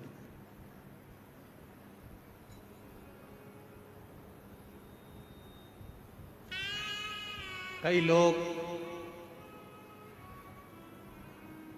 रो रो कर खुद मरना पसंद करते हैं। रोते, दुख आ गया रो रहे हैं, तकलीफ आ गई रो रहे हैं, कष्ट आ गया रो रहे हैं। दुनिया के कई लोग रो रो कर खुद मरने की इच्छा करते हैं। शिव महापुराण की कथा कहती है रो रो कर मरने से अच्छा है हंस हंस कर, प्रसन्न रहकर, खुश रहकर अपने गम को, दुख को मार दो, और तुम्हारी प्रसन्नता देखकर दुनिया के लोग वैसे ही मर जाएंगे। तुम अपने आप प्रसन्न रहना तो चालू करो। जितना रोगे उतने दुनिया के लोग हंसेंगे। अच्छा है, खूब रोती है, मंदिर जाती थी, कथा में जाती थी, ऐसा करती थी, वैसा करती थी, ले अब रो। दुनिया के लोग तुम्हें रोता हुआ देखना चाहते हैं। ये संसार की रीति है। आपके पीछे हजारों लोग पड़े होंगे और दिन भर यही चाहेंगे कि तेरा बुरा कैसे हो, तेरा बुरा कैसे हो, तू बर्बाद कैसे हो, तू नष्ट कैसे हो, तेरा नाम खराब कैसे हो। ये दुनिया की रीति है। आपको बढ़ता हुआ कोई नहीं देख सकेगा, कोई नहीं। एक कुएं के अंदर इतने सारे मेंढक थे, इतने सारे मेंढक थे।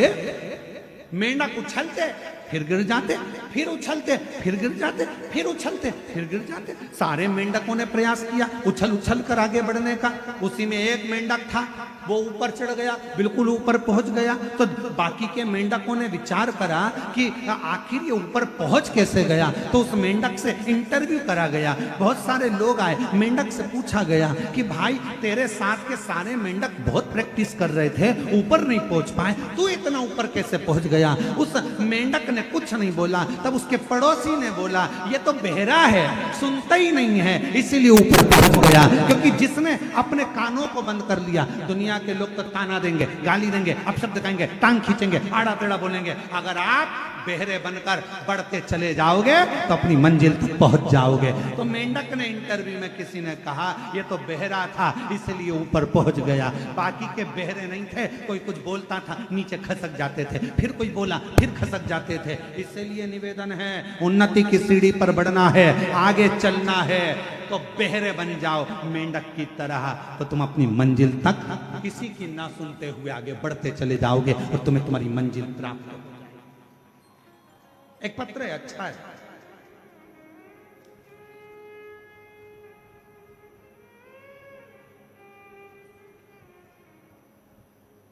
मेरा नाम कविता टेम्बरे है, मेरे पति का नाम श्री दास टेम्बरे है। मैं तहसील मुकाम तुमसर, पोस्ट मेरेवानी, जिला भंडारा, राज्य महाराष्ट्र से आई हूँ। कहीं बैठी हो तो हाथ हिला सकती हैं। महाराष्ट्र के भंडारा से आई हुई हैं, तुमसर से। गुरुजी, एक लोटे जल का मैं क्या वर्णन करूं। मैं नागपुर की कथा में गई थी और बाबा से मैंने केवल एक ही वर मांगा था कि मेरे बेटे की सरकारी नौकरी लग जाए। मेरा बेटा कहीं बैठी हो तो बेलपत्र लेने के लिए आ सकते हैं। अगर कहीं बैठी हैं हाथ हिला दो, आप ही हैं, आ जाओ, एक बेलपत्र लेने के लिए आ जाओ। मेरा बेटा सरकारी नौकरी की तैयारी कर रहा था, क्लियर नहीं हो पा रहा था, उसको मिलिट्री में जाना था। मैंने अपने बेटे से कहा तू क्यों चिंता करता है। सियोर वाला महाराज कहता है कि पंडाल में बैठकर अगर कोई ने कथा श्रवण करी है, पशुपतिनाथ का व्रत किया है और शिवजी से जो मांगा है वो मिलेगा। मेरा बेटा और मैं नागपुर में जब कथा हुई तो हम सुनने के लिए गए।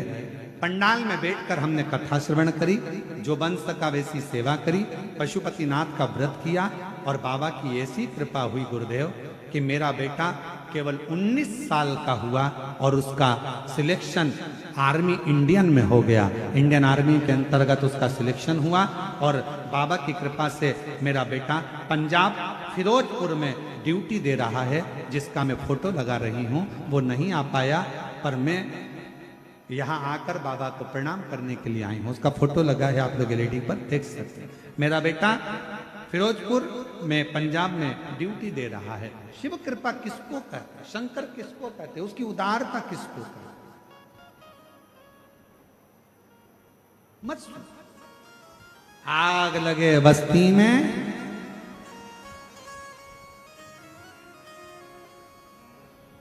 आप लोगों को बारिश की ठंड लग गई क्या? नहीं, आवाज नहीं आ रही है, इसलिए आग लगे बस्ती में क्या किसको रोइए, अलमस्त रहो, खुश रहो, पूर्ण भरोसे के साथ शिव पर आश्रित होकर,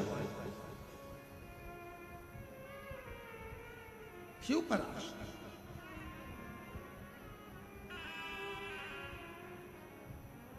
और धीमा बजाओ भोलानाथ डमरू, धीमा बजाओ। जहां पति पत्नी में आपस में झगड़ा हो रहा हो, बहुत क्लेश है साहब, बहुत ज्यादा, दोनों एक दूसरे का मुंह देखना पसंद ना करते, दोनों एक दूसरे के सामने ना आए, इतना क्रोध जिस पति पत्नी के आपस में रहता हो। अगर पत्नी एक सिंदूरा अगर शंकर जी के मंदिर से पार्वती जी को टच कर कर, पार्वती जी का स्पर्श कराकर सिंदूर उसमें भरकर उस सिंदूरे को अगर अपनी अलमारी में रख लेती है, जहां तैयार होती है उस अलमारी में रख ले, और भले वो मांग में लगा रही कि ना लगा रही, थोड़ा बहुत भी लगाया तो ठीक है, ना लगाए तो अलमारी में अगर रख भी ले, 20-22 दिन के अंदर हमको पत्र लिखकर बताना कि उसकी लड़ाई झगड़ा कम हुआ कि नहीं हुआ, उसका आपस में मेल बढ़ा कि नहीं। तो एक अपने स्थान पर बैठकर बाबा देवादिदेव महादेव से प्रार्थना करिए, विनय करिए, निवेदन करिए, विनती करिए, शिव जी को अपने मन का भाव करिए, प्रार्थना करिए, विनय करिए, निवेदन करिए। वहाँ बैठकर भगवान शिव जी से अपने मन का भाव भरे भाव से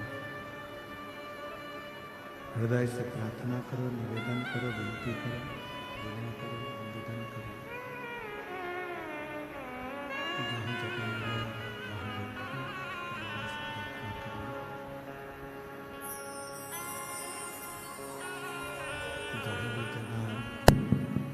जहाँ भी जगह मिले वहाँ बैठकर बाबा को अपने मन का भाव करिए, प्रार्थना करिए, विनय करिए, निवेदन करिए।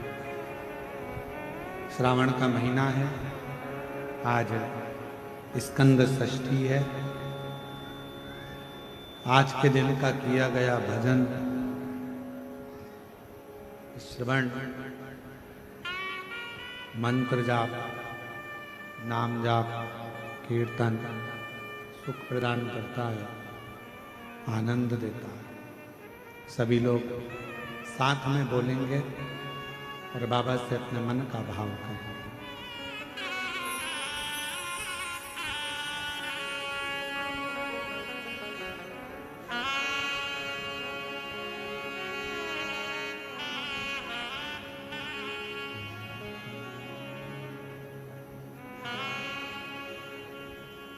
श्री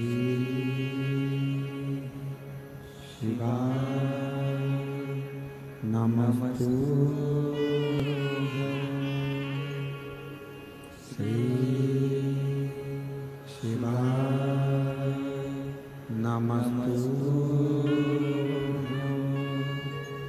श्री शिवाय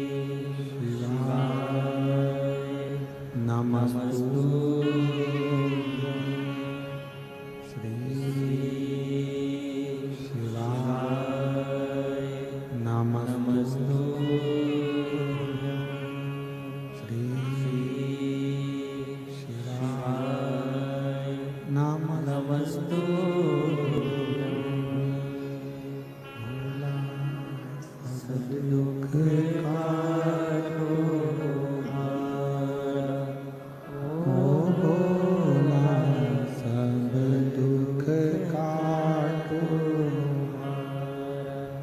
शिव शंकर जपो तेरी माला,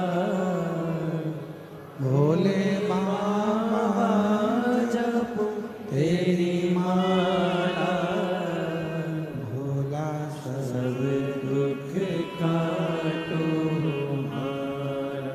ओ भोला सब दुख काटो मंगल मंगलकारी, वेश मंगल मंगलकारी। शमशान वासी हमारा, शमशान वासी हमारा। ओ भोला सब दुख काटो, ओ भोला सब दुख काटो।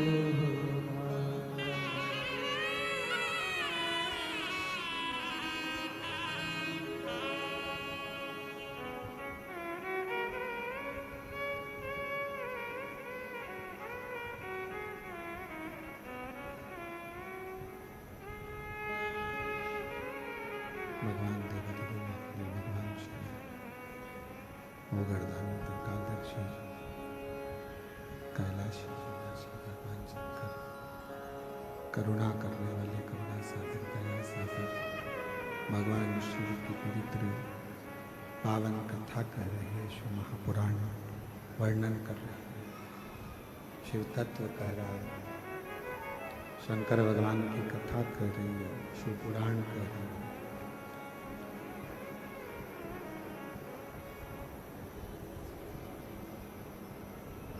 रो रो कर खुद को मार लेने से अच्छा है मुस्कुराकर, हंसकर,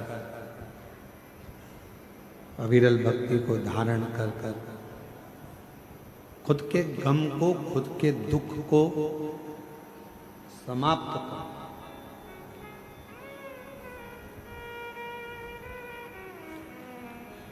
देवराज ब्राह्मण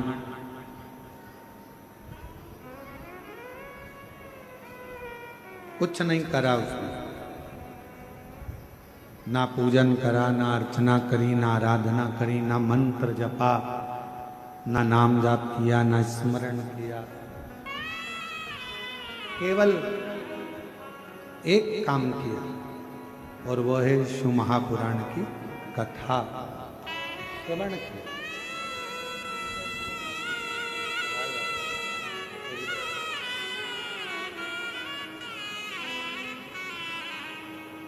बेटे का इंडियन आर्मी में हुआ है, एक बार जोरदार ताली बजाकर साधुवाद करेगा।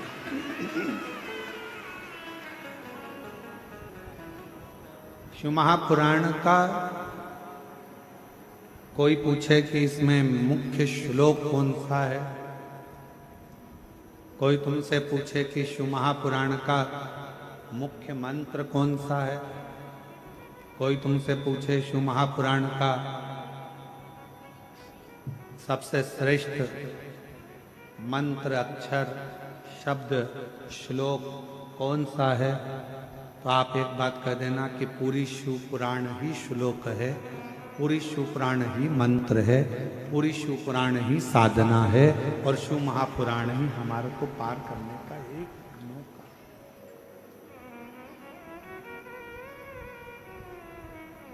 बस उसको सुनने वाला चाहिए, उसको श्रवण करने वाला चाहिए।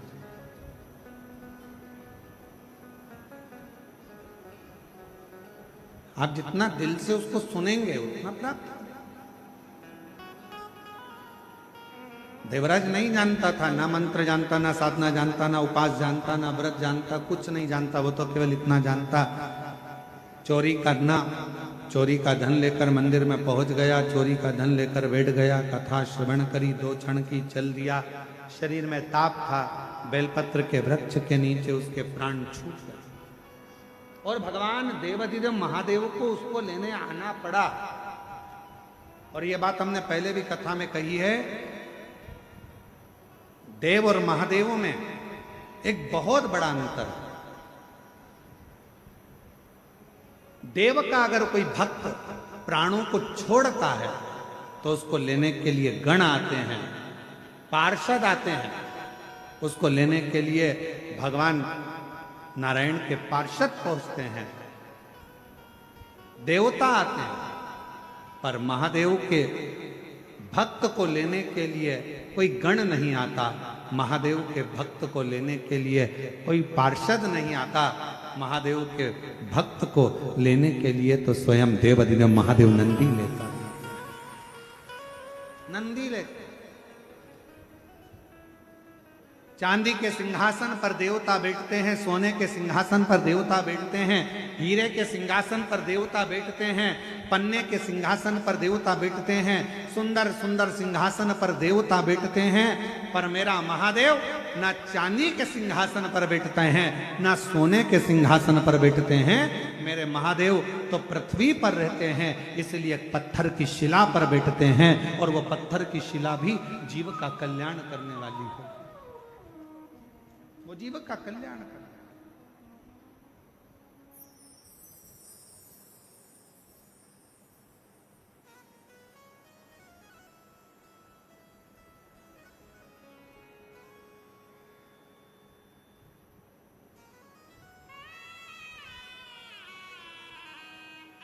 आप उसको भजो, आप उसको जपो, आप उसका मंत्र जाप, आप उसका स्मरण, आप उसका नाम जाप कर कर देखिए।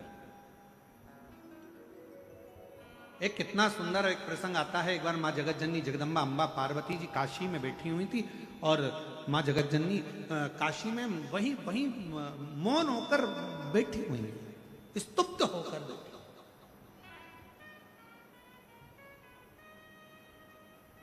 बाबा उनको ढूंढे और भगवान शंकर कैलाश पे से ढूंढते ढूंढते ढूंढते ढूंढते माता पार्वती को ढूंढते ढूंढते पहुंच गए। सोमेश्वर गए, नागेश्वर गए, अवंतिकापुरी गए, सब दूर ढूंढा माँ पार्वती जी को और पार्वती मैया वहां नहीं मिली। तब ढूंढते ढूंढते फिर भगवान शिव सीधे काशी में पहुंच गए।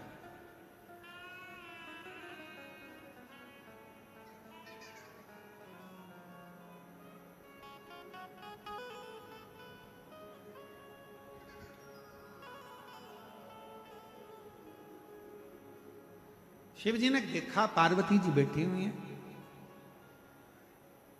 और बहुत मौन, एकदम शांत, एकदम कुछ मुझसे शब्द नहीं निकल रहा, कोई अक्षर, कोई अक्षर शब्द कुछ निकल नहीं रहा है, और पार्वती जी एकदम मौन बैठी, मौन।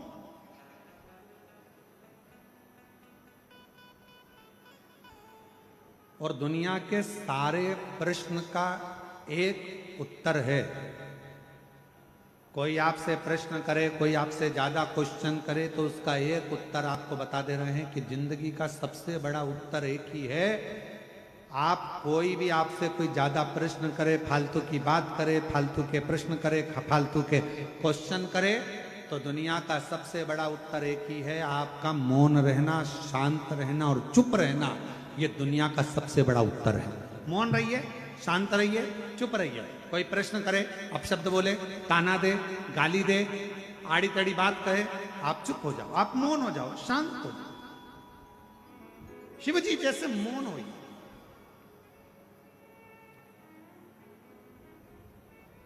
एक बहन जी ने एक पत्र लिखा है,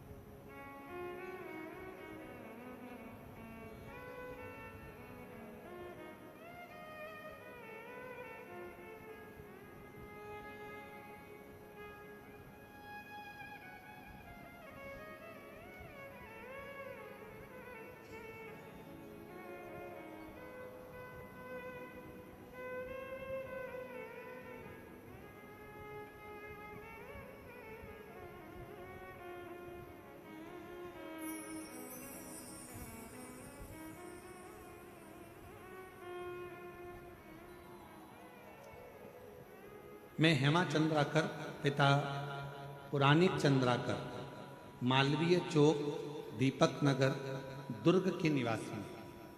कहीं बैठी हो तो हाथ हिला सकती हैं। आप ही हैं? एक बार वापस हाथ हिलाओ, आ जाइए। मैं हेमा चंद्राकर, पिता पुरानी चंद्राकर, मालवीय चौक, दीपक नगर, दुर्ग की निवासी। एक लोटे जल का मैं क्या वर्णन करूं। हम लोग 16 सालों से किराए के मकान में रहते थे। हमने केवल सुना था कि पंडाल में बैठकर अगर कुछ मांगते हैं तो बाबा देता है। आज हम बाबा को धन्यवाद देने के लिए आए हैं। गुरुजी, भिलाई में 2 बार कथा सुनी और बाबा ने हमको 16 साल भले किराए के मकान में रखा, पर आज बाबा ने हमको 2-2 मकान दे दिए। बाबा ने ऐसी कृपा करी। गुरुदेव, परिवार में बात आई कि सरकारी नौकरी नहीं, क्या करें? तो मन में आया कि एक बार सुना है कि कुबेरेश्वर धाम जाकर अगर कुछ मांगा जाता है, कंकर शंकर पूजन करी जाती है, तो हम लोग सीहोर के कुबेर भंडारी के दर्शन करने गए और दोनों बार रुद्राक्ष प्राप्त किया। गुरुदेव, मेरी पढ़ाई पूरे होने के बाद भी मेरी जब सरकारी नौकरी ना लगी, तब मैंने बाबा से विनती करी। फिर यहीं भिलाई में शिव महापुराण की कथा श्रवण करी और बाबा से अपने लिए सरकारी नौकरी मांगी। पशुपतिनाथ का व्रत किया। कुछ ही दिनों में जगदलपुर जिला बस्तर से शिक्षा विभाग में मेरा चयन हो गया। मैं बाबा को यहाँ प्रणाम करने के लिए, नमन करने के लिए। एक पत्र और बड़ा अच्छा लिखा है।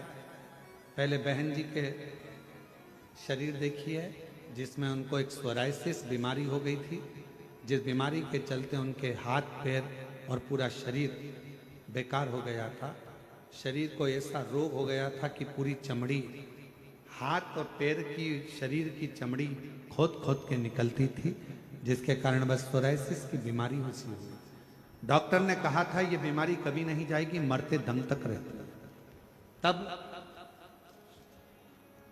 मेरा नाम त्रिवेणी सोनी है, मेरी उम्र 50 वर्ष है। कहीं बैठी हो त्रिवेणी जी सोनी, हाथ हिला सकती हैं और एक बेलपत्र लेने के लिए आ सकती हैं। अगर कहीं बैठी हो तो हाथ हिला सकती हैं। मेरा नाम त्रिवेणी सोनी है, मेरी उम्र 50 वर्ष है, मैं भिलाई छत्तीसगढ़ की रहने वाली हूँ। गुरुजी, मेरे भोले बाबा की महिमा का मैं क्या गुणगान करूं? बाबा पे चढ़ाए हुए बेलपत्र, सीहोर से लाए हुए रुद्राक्ष की महिमा का बखान क्या करूं?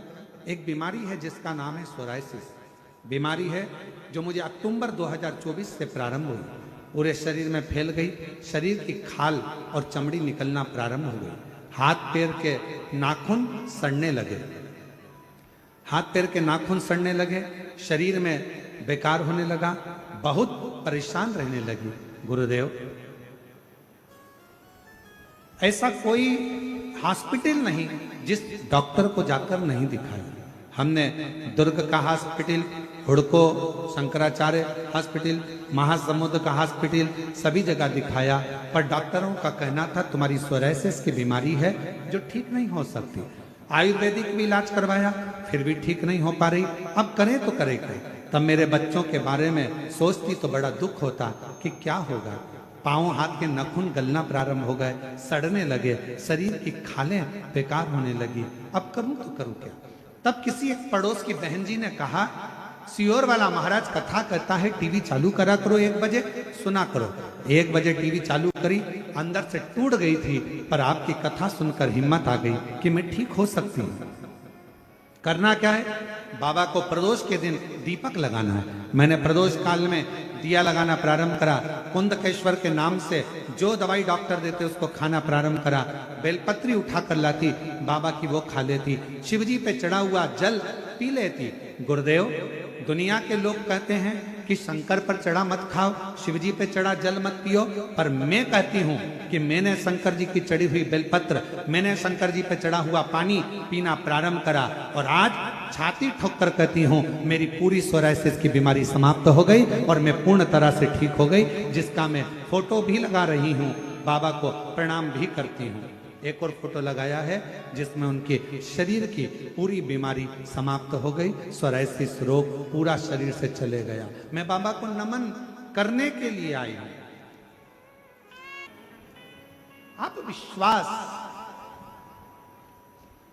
अब कोई इस बहन से पूछे कि कोई कह रहा हो कि जल मत पीना, कोई कह रहा हो कि भगवान शंकर पर चढ़ा हुआ बेलपत्र मत खाना, कोई इस बहन से पूछे जिसके पास करोड़ों रुपए खर्च करने के पैसे नहीं होते, जिसके पास बीमारी में लगाने के लिए धन नहीं होता, और अगर शंकर जी की कृपा से चढ़े हुए जल से, बेलपत्र से मेरा महादेव अगर ऐसे अगर रोग को निवारण कर दे तो दुनिया की सारी खुशियां उस साधारण व्यक्ति को प्राप्त हो जाती है। साधारण कहना सरल है महाराज, बहुत सरल है कहना।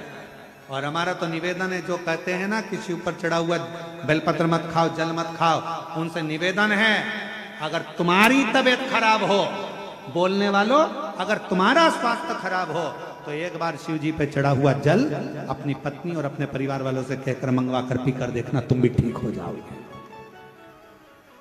तुम भी स्वस्थ हो गए।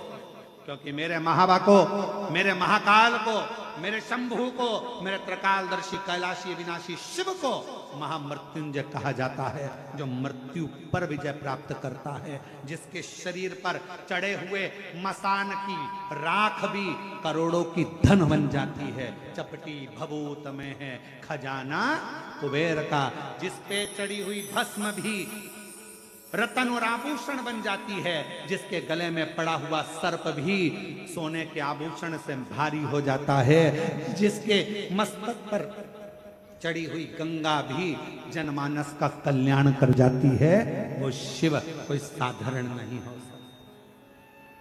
और जो कहते हैं शिव पे चढ़ा मत पियो, तो उनसे कहना कि मरते समय गंगा जल भी मत पीना, क्योंकि वो भी तो शंकर की जटा से निकल के आ रहा है, चढ़ा हुआ है। शिव जी पे से तो चढ़ा है गंगा का जल, वो भी तो शंकर की जटा से निकला है। शिव शिव है, शंकर शंकर है, अड़भंगा है। तुम्हारा दिल करे तुम उस मंत्र को जपो, तुम्हारा दिल करे वैसे शिव को रिझाओ, तुम्हारा दिल करे वैसे शंकर को मनाओ। मेरा भोले बाबा आडंबर से नहीं, दिखावे से नहीं, तुम्हारे दिखावे और आडंबर से मेरा शिव कभी राजी नहीं होता। मेरा शंकर तो तुम्हारे हृदय की अलमस्तता से, आनंदता से राजी होता है। और ये भिलाई वालों का देखो प्रेम, ये भिलाई वालों का प्रेमी तो है, ये भिलाई वालों का स्नेही तो है, ये भिलाई में रहने वाले सभी शिव भक्तों का एक आत्मीय प्रेमी तो है, जो शिव महापुराण की कथा को सावन के महीने में ये स्कंद षष्ठी के दिन प्रारंभ हो रही है, स्कंद षष्ठी के दिन, और हृदय से आप श्रवण कर रहे हैं।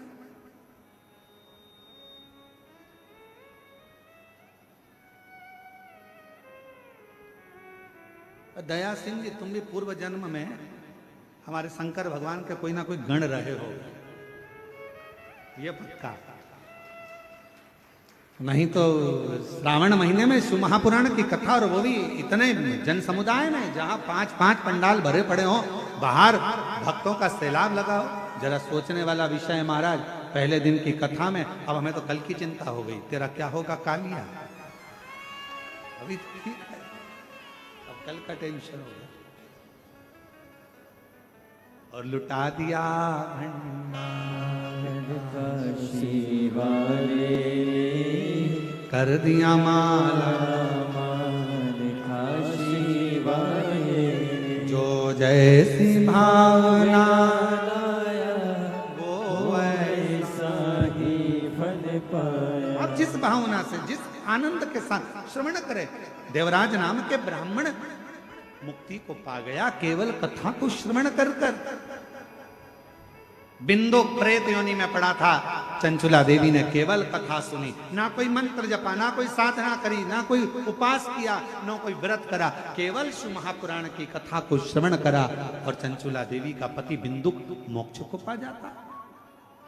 भगवान देवाधिदेव महादेव ईश्वर जी गोरा जी बनकर पधार रहे हैं। जोरदार ताली बजाकर ईश्वर गोरा जी का स्वागत करिए। मेरे शिव ओघड़दानी भगवान शंकर की अविरल कथा का आनंद ईश्वर गोरा के रूप में मेरे देवाधिदेव महादेव आते हैं शिव महापुराण की कथा को श्रवण करने के लिए। सुंदर 1 बजे से 4 बजे तक ये पवित्र कथा चल रही है। भाव से आप और हम श्रवण कर रहे हैं। ये कथा 5 अगस्त तक चलेगी। 6 अगस्त को सीहोर में प्रदोष के दिन बाबा की कावड़ सुबह 9 बजे माँ सीवन के तट से भराएगी। सुबह आप और हम पैदल चलकर कुबरेश्वर बाबा को कावड़ चढ़ाएंगे 6 अगस्त को।